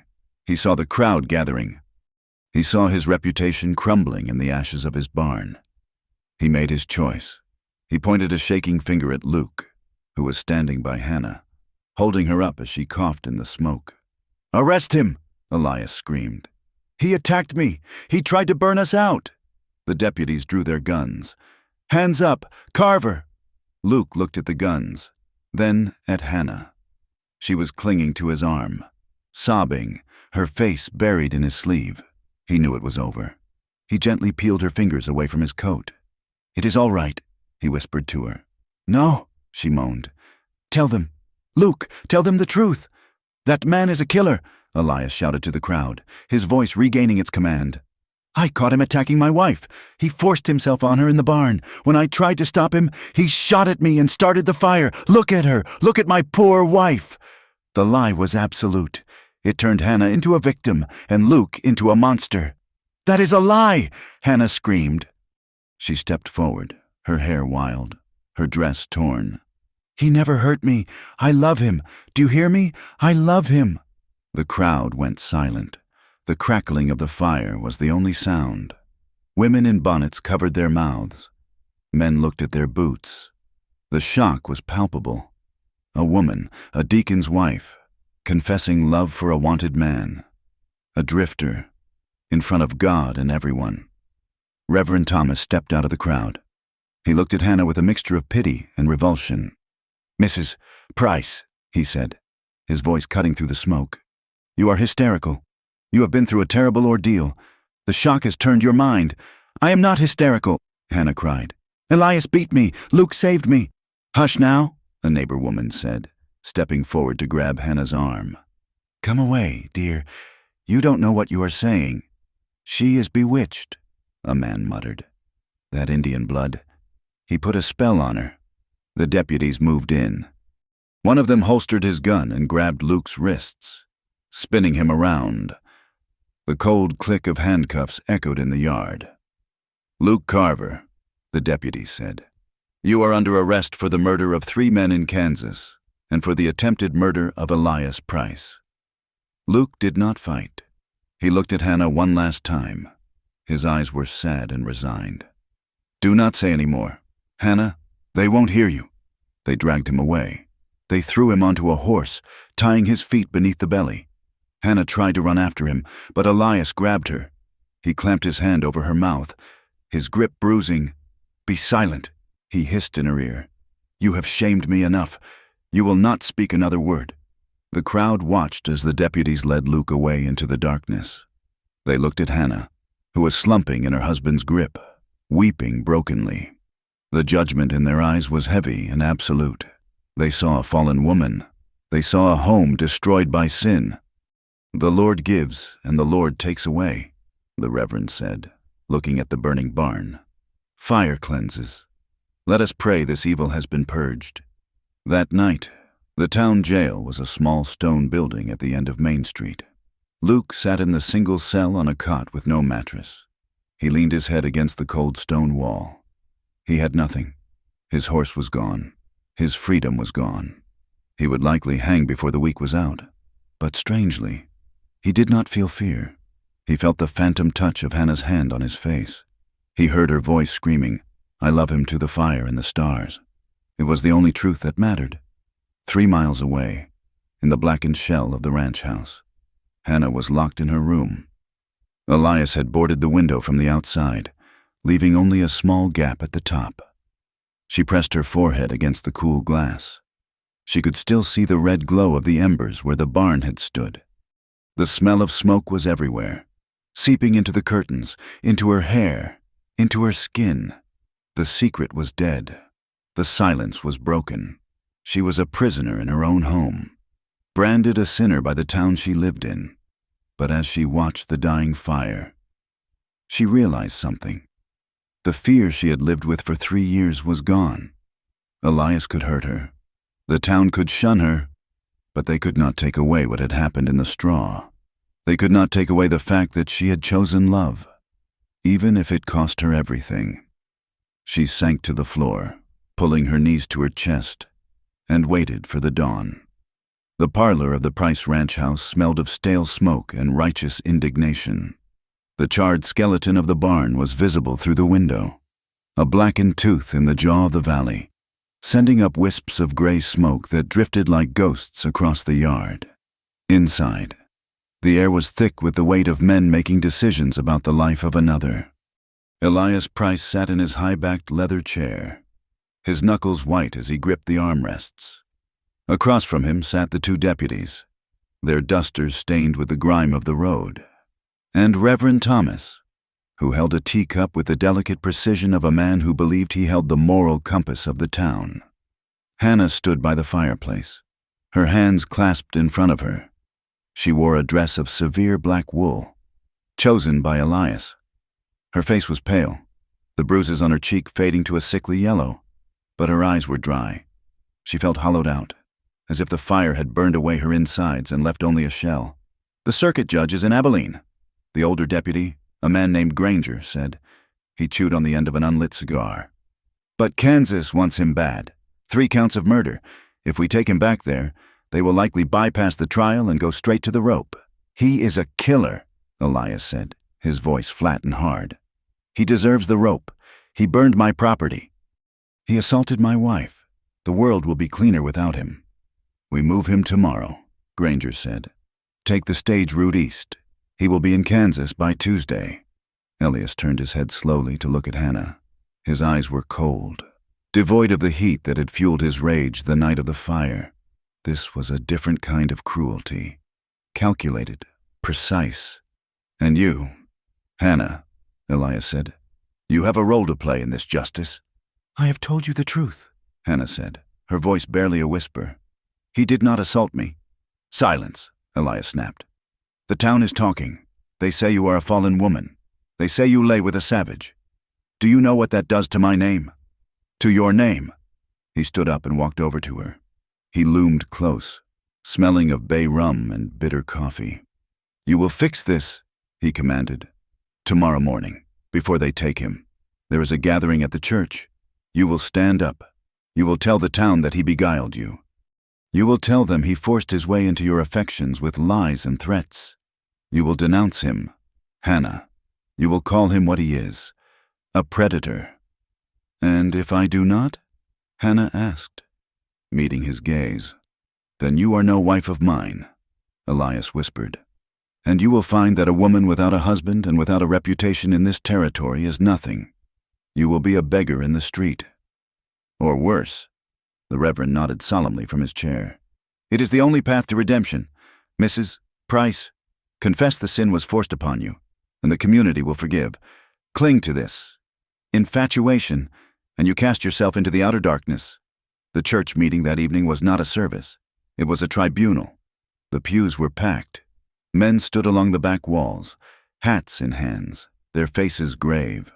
Women whispered behind fans, their eyes darting toward the front row where Hannah sat alone.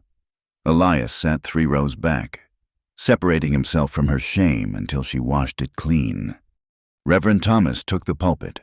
He did not read from the Psalms. He read from Leviticus.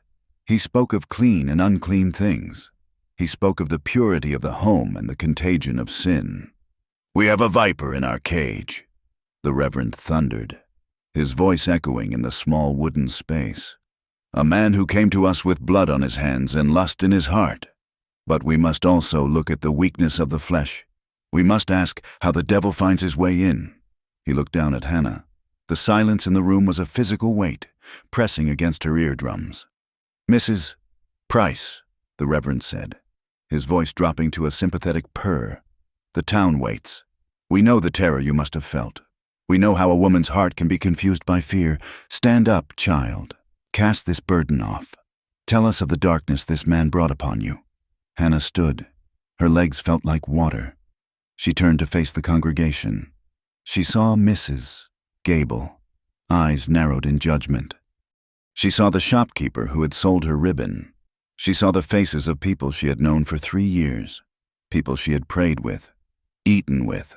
Now, they looked at her as if she were a strange, broken thing that needed to be fixed or discarded.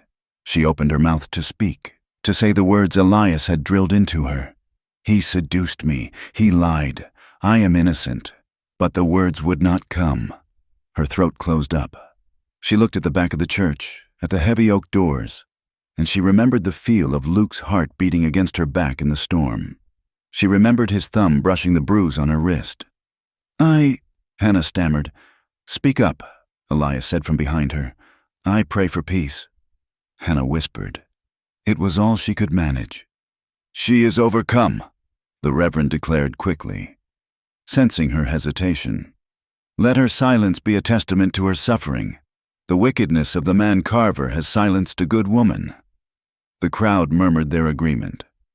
They accepted the narrative because it was easier than the truth. It was easier to believe in a villain and a victim than to believe that a respected deacon was a monster and a drifter was a hero. Hannah sat down, trembling. She had not denounced him, but she had not saved him. She had done nothing. The shame of her cowardice tasted like ash in her mouth. Night fell, bringing with it a sudden, violent shift in the weather. The spring storms in the territory were legendary for their ferocity, and this one arrived with a vengeance. Thunder cracked directly overhead, sounding like the sky was being torn in half. Rain began to hammer the tin roofs of the town, turning the dusty streets into rivers of sucking mud. In the jailhouse, the air was cold and damp.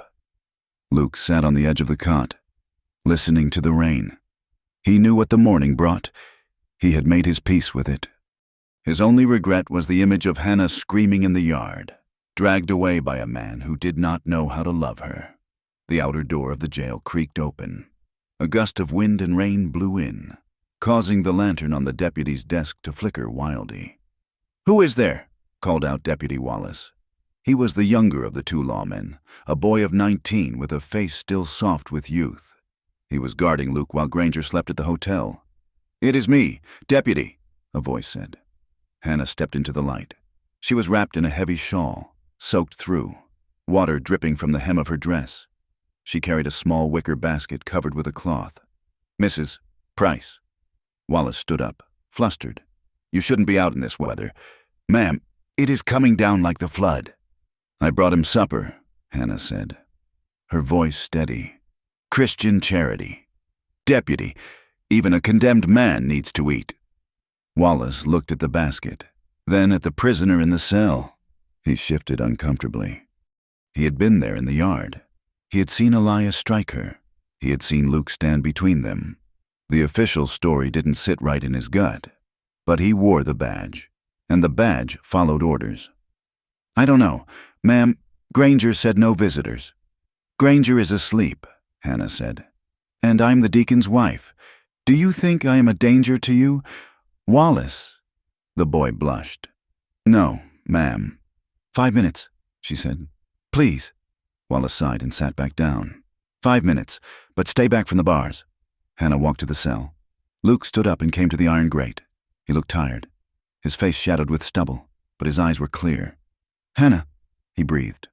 "Why did you come? It makes it harder." "I had to," she whispered. She set the basket on the floor but didn't open it. She reached through the bars. Wallace was looking at his paperwork, pretending not to watch. Her fingers brushed Luke's. "They are taking you tomorrow, to Kansas." "I know," Luke said. He caught her fingers and held them tight. "You should not be here, Elias." "Elias is dead to me," she said, a sudden ferocity in her tone.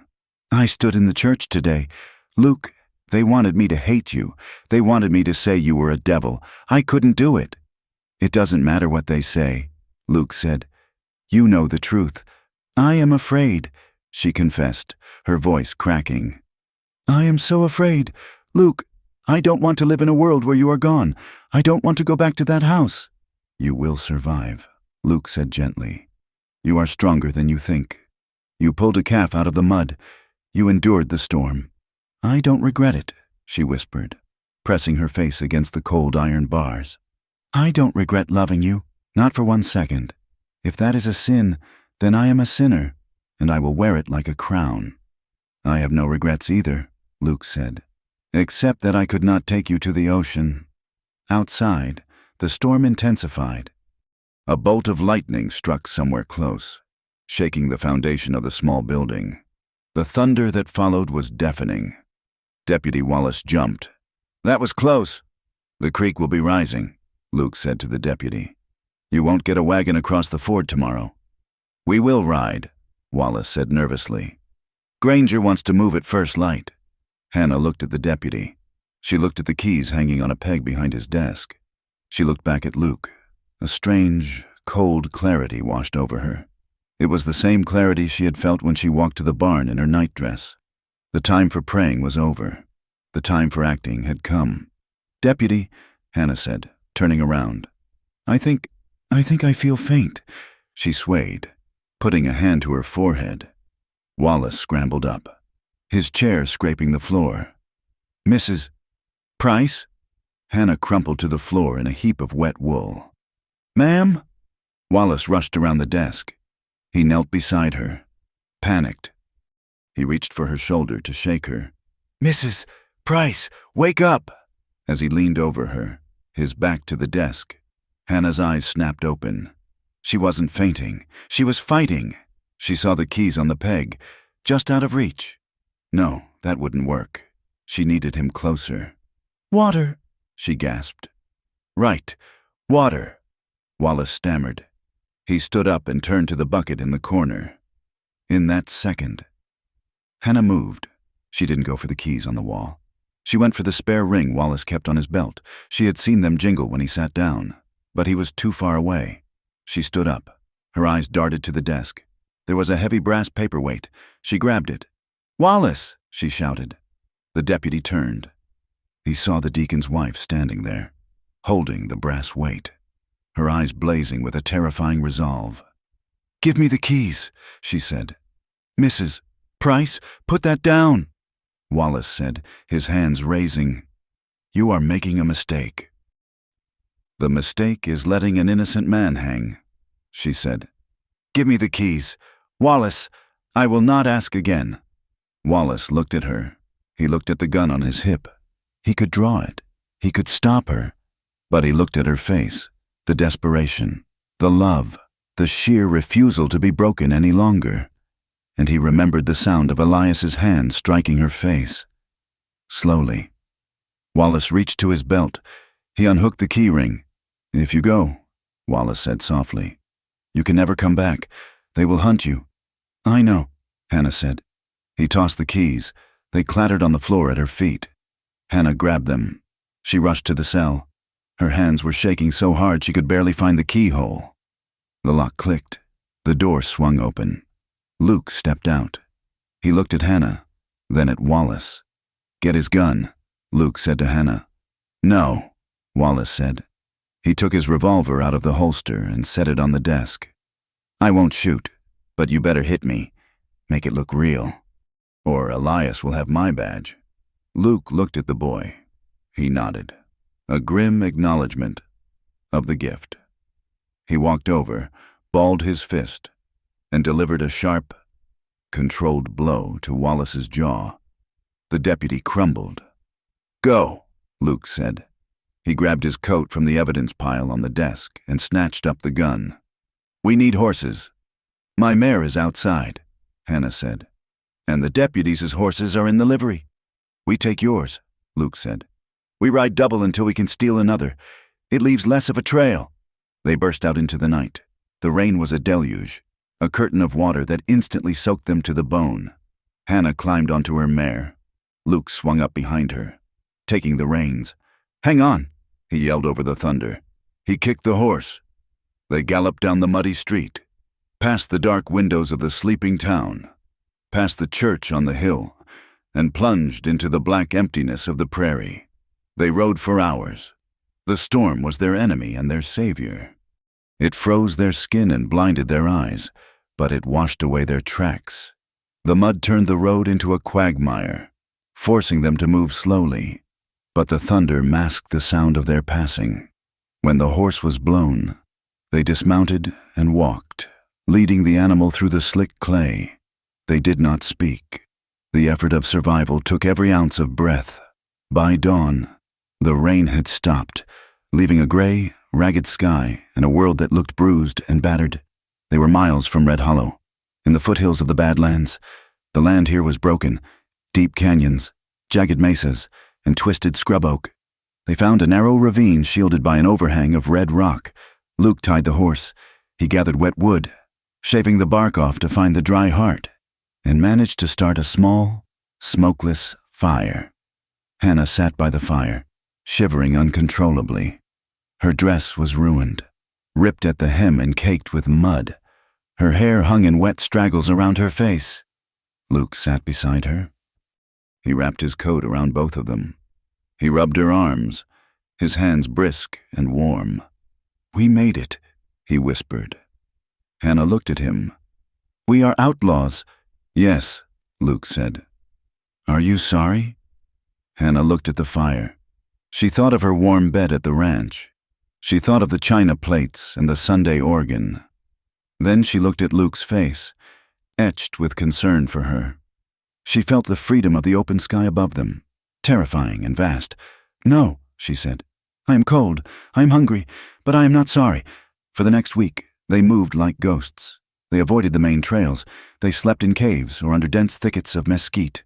Food was scarce. A rabbit Luke managed to snare. A handful of berries Hannah found. In the long, dark nights, Hannah wrestled with her God. She had been taught that God was order. God was the church, the law, the husband. But out here, under the canopy of stars that seemed close enough to touch, her prayers changed. She no longer prayed, "Forgive my sin." She looked at Luke sleeping beside her, his hand resting protectively on her waist, even in his dreams. And she prayed, "If this is wrong, why does it feel more honest than anything I have known? Why is there kindness here, and only cruelty in the house of the righteous?"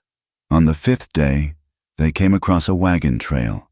A small family, a man, a woman, and a young girl, were stranded. Their horse had died of colic and lay bloating by the side of the road. They looked gaunt, their eyes hollow with hunger. Luke pulled their horse to a stop. He watched them from the cover of the brush. "They have nothing," Luke said. "We have nothing either," Hannah said, fear clutching her throat. "We can't stop. Luke, if they see us—" "That little girl hasn't eaten in 2 days," Luke said. He looked at Hannah. "I know what that feels like." He rode out. Hannah held her breath. The man by the wagon reached for a shotgun, but Luke held his hands up. "Easy," Luke said. "We mean no harm." He dismounted. He took the last of their jerky, dried meat they had stolen from a line camp 2 days prior, and walked over to the man. "Take it," Luke said. "For the child." The man stared at him. He saw the gun on Luke's hip, the scar on his face, the wanted look of him. But he took the meat. "Obliged," the man choked out. "We are waiting on a stage to pass. Horse died on Tuesday. Stage comes through tomorrow," Luke said. "Keep a fire burning." As they rode away, Hannah looked back. She saw the child eating the meat. She looked at Luke's back, the back of a killer, a savage. And she knew, with a certainty that settled into her bones like iron, that the laws of men had nothing to do with the laws of good. Back in Red Hollow, Elias Price was a man possessed. He did not mourn the loss of his wife. He mourned the loss of his control. He rode through the town like an avenging angel. He gathered a posse of 12 men, ranchers who owed him money, hired guns looking for a payout, and men who simply hated what they could not understand. "It is not about the woman," Elias shouted to them as they mounted up outside the livery. "It is about justice. It is about a savage stealing what belongs to a white man. It is about order." Reverend Thomas stood on the boardwalk and raised his hand. "Go with God," he called out. "Purge the evil from the land." They rode out, a dark stain moving across the greening prairie, fueled by whiskey and self-righteousness. The chase was close. Twice, Hannah and Luke saw the dust of the posse on the horizon. Once, they had to cross the Brazos River, which was swollen with the storm runoff. The horse lost its footing, and for a terrifying minute, they were swept downstream, fighting the brown, churning current. Luke managed to grab a willow branch and pull them to the bank, gasping and half-drowned. They pushed higher, into the foothills where the air was thin and cold. The terrain became too rough for the posse to follow easily. 10 days after the escape, they found the line shack. It was an old shepherd's shelter, built of rough-hewn logs and chinked with mud, clinging to the side of a canyon wall. The door hung on leather hinges, and the roof leaked. But it had a stone fireplace and 4 walls. They collapsed inside. They were exhausted, their clothes in rags, their bodies bruised and thin. That night, they built a fire in the hearth. The wind howled outside, a lonely, desolate sound that made the small fire seem like the center of the universe. They sat on the floor, wrapped in the single blanket they had. "We are safe here," Luke said. "For a little while. They won't come this high until the snow melts." "And then?" Hannah asked. "Then we keep moving," Luke said. "West, Arizona maybe." He looked at her. Her face was gaunt, wind-burned, but her eyes were alive in a way they had never been in the ranch house. "I am sorry," Luke said quietly. "This is a hard life. Hannah, you are cold. You are hungry." "I am not alone," Hannah said. She reached out and touched his face, tracing the line of his jaw. "I lived in a big house with a full pantry, Luke, and I starved to death every day. Here I am alive. I have nothing to give you," Luke said. "No land, no name." "You give me this," Hannah said. She moved closer, pressing her body against his. "You give me the truth. You look at me, and you see me. Not a servant, not a possession. I see everything," Luke whispered. "I see the bravest woman I have ever known." "Tell me," she whispered, leaning her head on his shoulder. "Tell me what we will do." "When we stop running, we will find a valley," Luke said, his voice husky. "Not big, just enough for a few head of cattle. There will be water and trees. We will build a house. Not a big one, just one room to start. And we will wake up in the morning, and the door will be unlocked. And we will drink coffee on the porch. And no one will measure the sugar," Hannah added, a small, tired smile touching her lips. "No one," Luke promised. They fell silent. The fire popped. The emotional stakes of the moment were terrified and tender. They knew the posse was out there. They knew winter was coming. They knew the odds were impossible. But in that small, drafty shack, beneath a blanket that smelled of horse and smoke, they claimed their victory. Luke pulled her down onto the floor. He kissed her, slow and deep, a kiss that tasted of wood smoke and survival. Hannah clung to him, her hands moving over the hard muscles of his back, anchoring herself to the earth. "I love you," she whispered into the dark. "I love you," Luke answered. And as the wind battered the walls, trying to tear them down, they slept in each other's arms. Two outlaws who had found the only law that mattered. The posse was closing in. It was not a sudden arrival, but a slow, suffocating tightening of the horizon. Luke Carver knew the signs. He had seen the dust rising in the east, a thin brown smudge against the pale sky that did not move with the wind. He had found the tracks of a scout near the creek bed where they had watered the horse 2 days ago. And that morning, as they broke camp in the cold, thin air of the high country, he found a scrap of blue calico caught on the thorn of a mesquite bush, a piece of Hannah's dress, a flag left behind to mark their desperate passage. They were trapped in a box canyon, the walls of red rock rising 300 feet on 3 sides. The only way out was the way they had come in, or a narrow goat path that led up the shale slide to the north, a path a horse could never navigate. Luke stood by the dying fire, kicking dirt over the embers. He looked at the horse, whose ribs were beginning to show through its winter coat. He looked at Hannah. She was sitting on a flat rock, wrapping a strip of rag around her boot where the sole had separated. Her face was gaunt, the skin tight over her cheekbones, wind-burned and chapped. Her hands, once soft from the creams she used in the ranch house, were cracked and bleeding. "They are close," Luke said quietly. "Half a day behind, maybe less." Hannah did not look up. She tied the knot in the rag and pulled it tight. "I know. We can climb the slide," Luke said, though his voice lacked conviction. "Leave the horse. We can make it to the ridge by sunset, but there is no water up there. Hannah, and snow is coming." Hannah stood up. She walked to the edge of the canyon and looked back toward the plains. She looked tired, not just the fatigue of the body, which was immense, but a weariness of the soul. She was tired of scanning the horizon.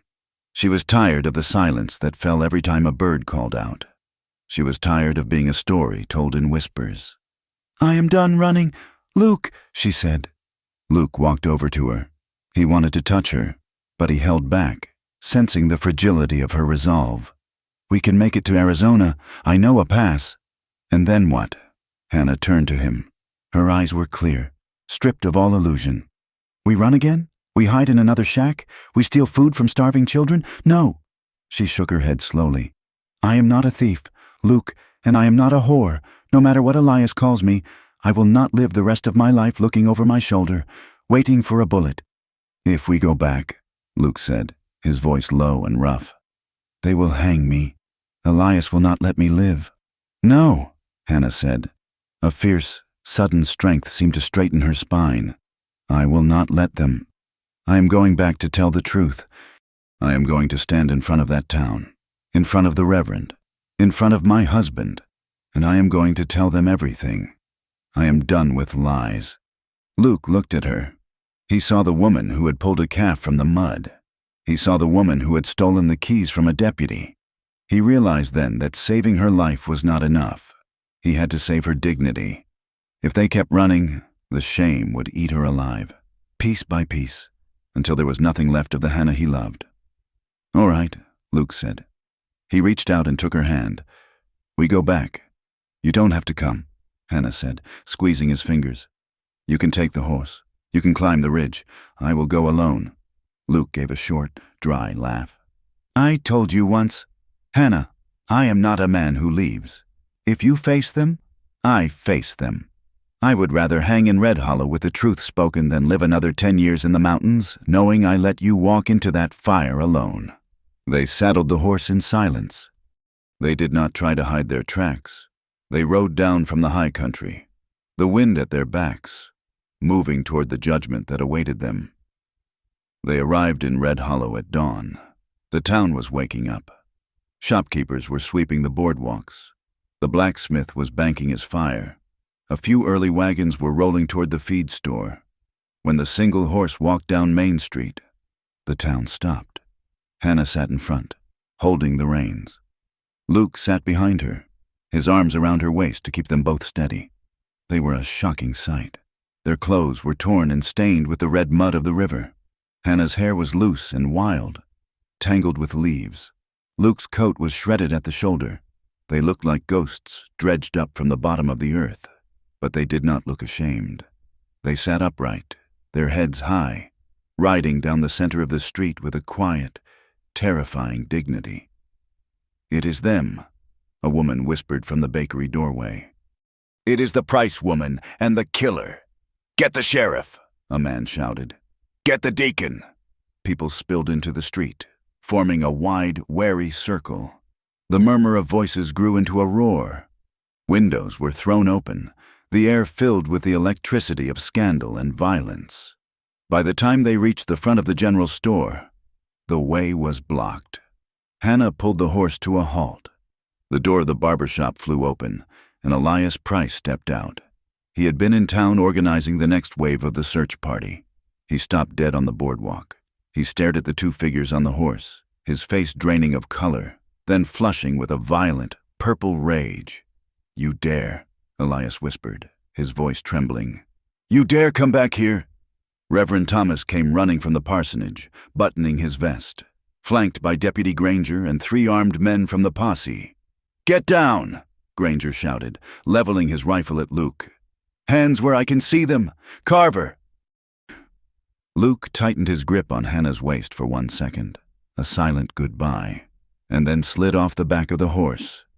He held his hands out, empty. He did not reach for the gun tucked in his belt. Don't shoot, Luke said calmly. I am not fighting. Seize him, Elias screamed, rushing forward. Put him in irons and get that woman off my horse. 2 men grabbed Luke, rough and eager, pinning his arms behind his back. Another man reached for the bridle of the horse to lead Hannah away. Stop! The voice cracked through the morning air like a whip. It was not Elias. It was not the law. It was Hannah. She slid down from the saddle, her boots hitting the mud with a splash. She pushed the man away from the horse. She walked into the center of the circle, placing herself between the gunman and Luke. Let him go, Hannah said. Her voice shook, but it carried to the back of the crowd. Hannah, Elias hissed, stepping toward her. Get in the wagon. Cover yourself. You are a disgrace. I am not going in the wagon, Hannah said. She looked at Elias. Then she turned to look at the crowd. The faces she knew, the faces that had judged her. And I am not hiding anymore. "She is hysterical," the Reverend shouted. "Take her away. This is not for decent eyes." "Listen to me," Hannah screamed, the sheer volume of her voice, coming from such a small, broken figure, silenced them. "You want to know the truth? You want to know about the sin? Then look at him." She pointed a trembling finger at Elias. "He calls himself a man of God," Hannah said, tears starting to stream down her dirty face. "But there is no God in his house. There is only coldness. There is only fear. Look at my wrists." She shoved her sleeves up. The bruises from weeks ago had faded to yellow, but the marks were still visible. Fingerprints of possession. "He beat me," Hannah said. "He beat me because I forgot to buy salt. He beat me because the soup was cold. He beat me because I grieved for my dead son when he told me to forget him." A gasp ran through the women in the crowd. Elias went pale. "She lies," he sputtered. "She is mad with guilt." "I am not mad," Hannah said. She turned to look at Luke, who was being held by the deputies. "And this man you call a savage. He is the only one who ever showed me mercy." He pulled a calf from the mud when Elias wouldn't leave the porch. He gave his coat to me in the storm. He never touched me, never, until I begged him to save me from the loneliness that was killing me. "Adultery," the Reverend roared. "You confess it. You boast of it." "I confess it," Hannah cried back. "I loved him. Is that what you want to hear? I loved him because he treated me like a human being. Why is it a sin for a woman to want kindness? Why does the church offer mercy to a man who breaks his wife's spirit? But damn a woman who tries to survive." Her words hung in the air, sharp and uncomfortable. Mrs. Gable, standing in the front row, looked at Hannah, then at Elias. She adjusted her shawl, her face unreadable, but she did not look away. "And he is no murderer," Hannah continued, her voice dropping to a fierce, desperate pitch. "He defended his sister, just as he defended me. His family was slaughtered by men like you, men who think the law belongs only to them." "Enough," Elias shouted. "Deputy, take him. Hang him. He corrupted her mind." "Hold on," a voice rumbled from the back of the crowd. Old man Henderson, a rancher who had lived in the territory since before the war, stepped off the boardwalk. He walked with a cane, but he commanded respect. "I heard about that business in Kansas," Henderson said slowly. He looked at Luke. "My nephew rode through there last month. Said the judge who signed the warrant on Carver was the same man who bought up the Carver land for pennies after the shooting. Said folks are saying it was a land grab." "Plain and simple," the crowd murmured. The certainty of the mob began to fracture. "He is a wanted man," Deputy Granger said, but he lowered his rifle an inch. "The paper says murder." "And the lady says self-defense," Henderson said. "And looking at Deacon Price here, well, I am inclined to listen to the lady." "This is an outrage," Elias sputtered. "I demand justice."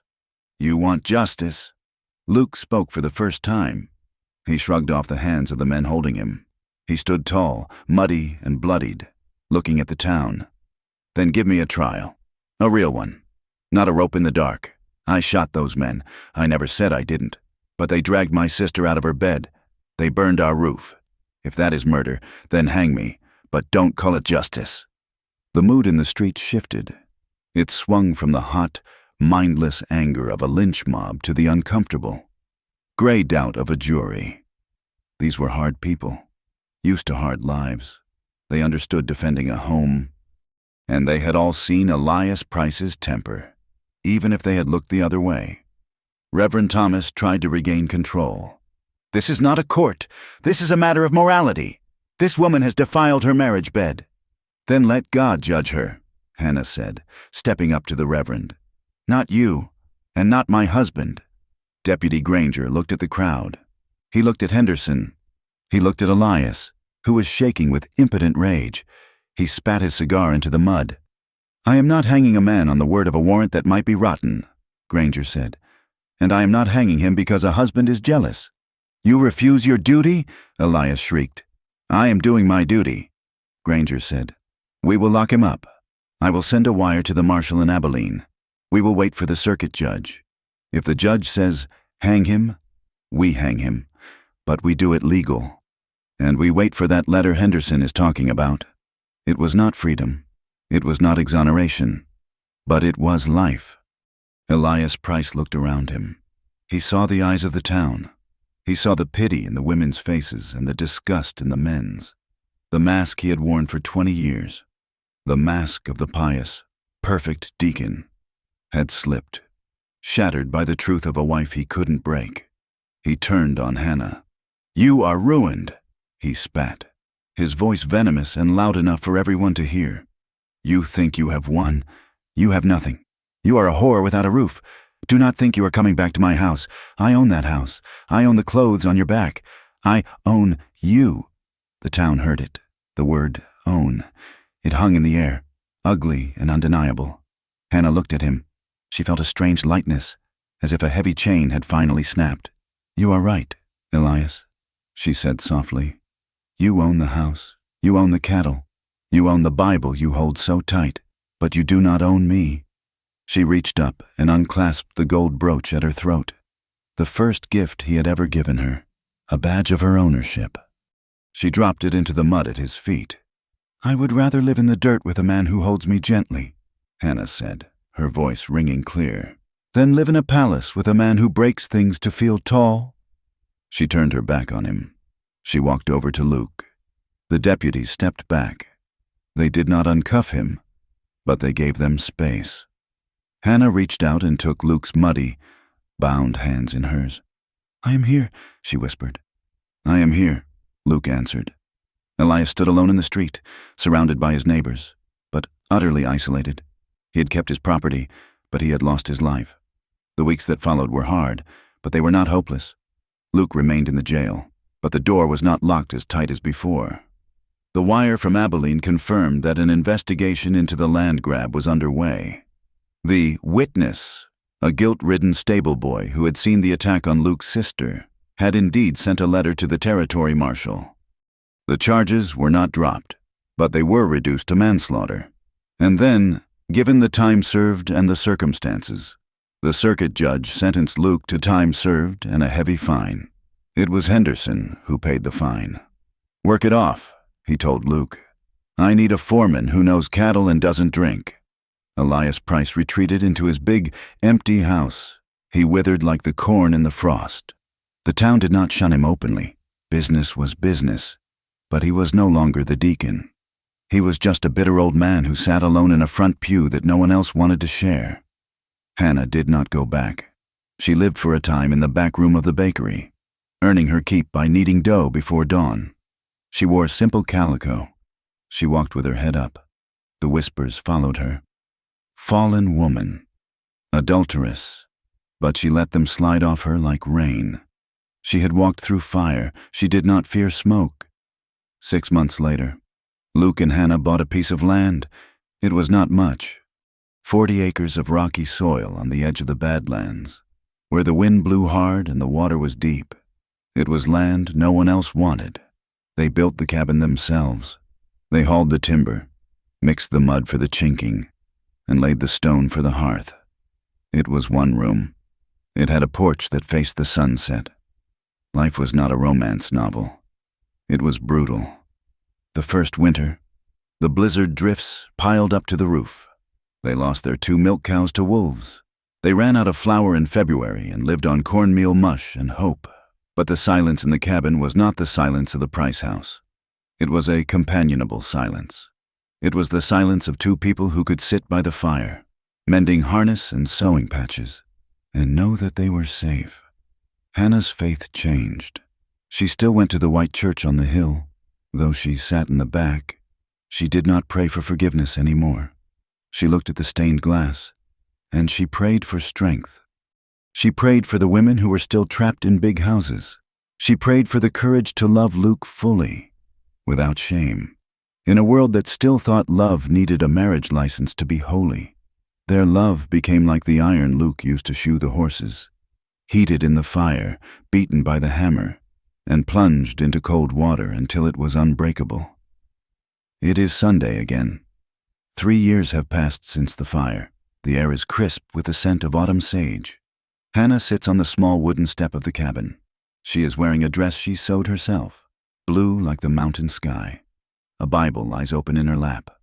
But she is not reading. She is watching the corral. Luke is there. He is working with a young foal, a leggy, skittish thing that is afraid of the rope. Luke moves slowly. He does not shout. He does not force. He speaks in that low, rumbling murmur that once saved a woman's life in a storm. He runs his hand over the foal's neck, gentle and steady, until the animal stops trembling and leans into him. Luke looks up. He sees Hannah watching him. He smiles. It is a rare smile, one that reaches his eyes, crinkling the skin around the scar on his jaw. He tips his hat. Hannah closes the Bible. She stands up. She feels the ache in her back from the garden work and the roughness of her hands. But she feels something else, too. She feels free. She walks across the dusty yard. Luke opens the gate and steps out. He is dusty and warm, smelling of horse and sweat and honest work. Hannah does not hesitate. She steps into him, and he catches her. She falls into his arms once more, her head resting against his chest, listening to the steady, strong beat of his heart. It is not a stolen moment. It is not a secret sin. It is the quiet, defiant truth of her life. They stand there on their small patch of unforgiving land, two outlaws who stole happiness from a hard world, holding on to each other as the sun dips below the mountains, painting the wild, wide west in colors of gold and fire. Thank you for journeying with us to Red Hollow and listening to the story of Hannah and Luke. It is a tale that reminds us that sometimes the hardest trails lead to the most honest destinations. I would love to hear from you. Please leave a comment below telling me where you are listening from today. It is always amazing to see how far these stories travel. If you enjoyed this walk through the Wild West, please consider subscribing to From Wild West and sharing your thoughts on the story in English. Your support helps keep the campfire burning. Until next time, keep your fences mended and your powder dry.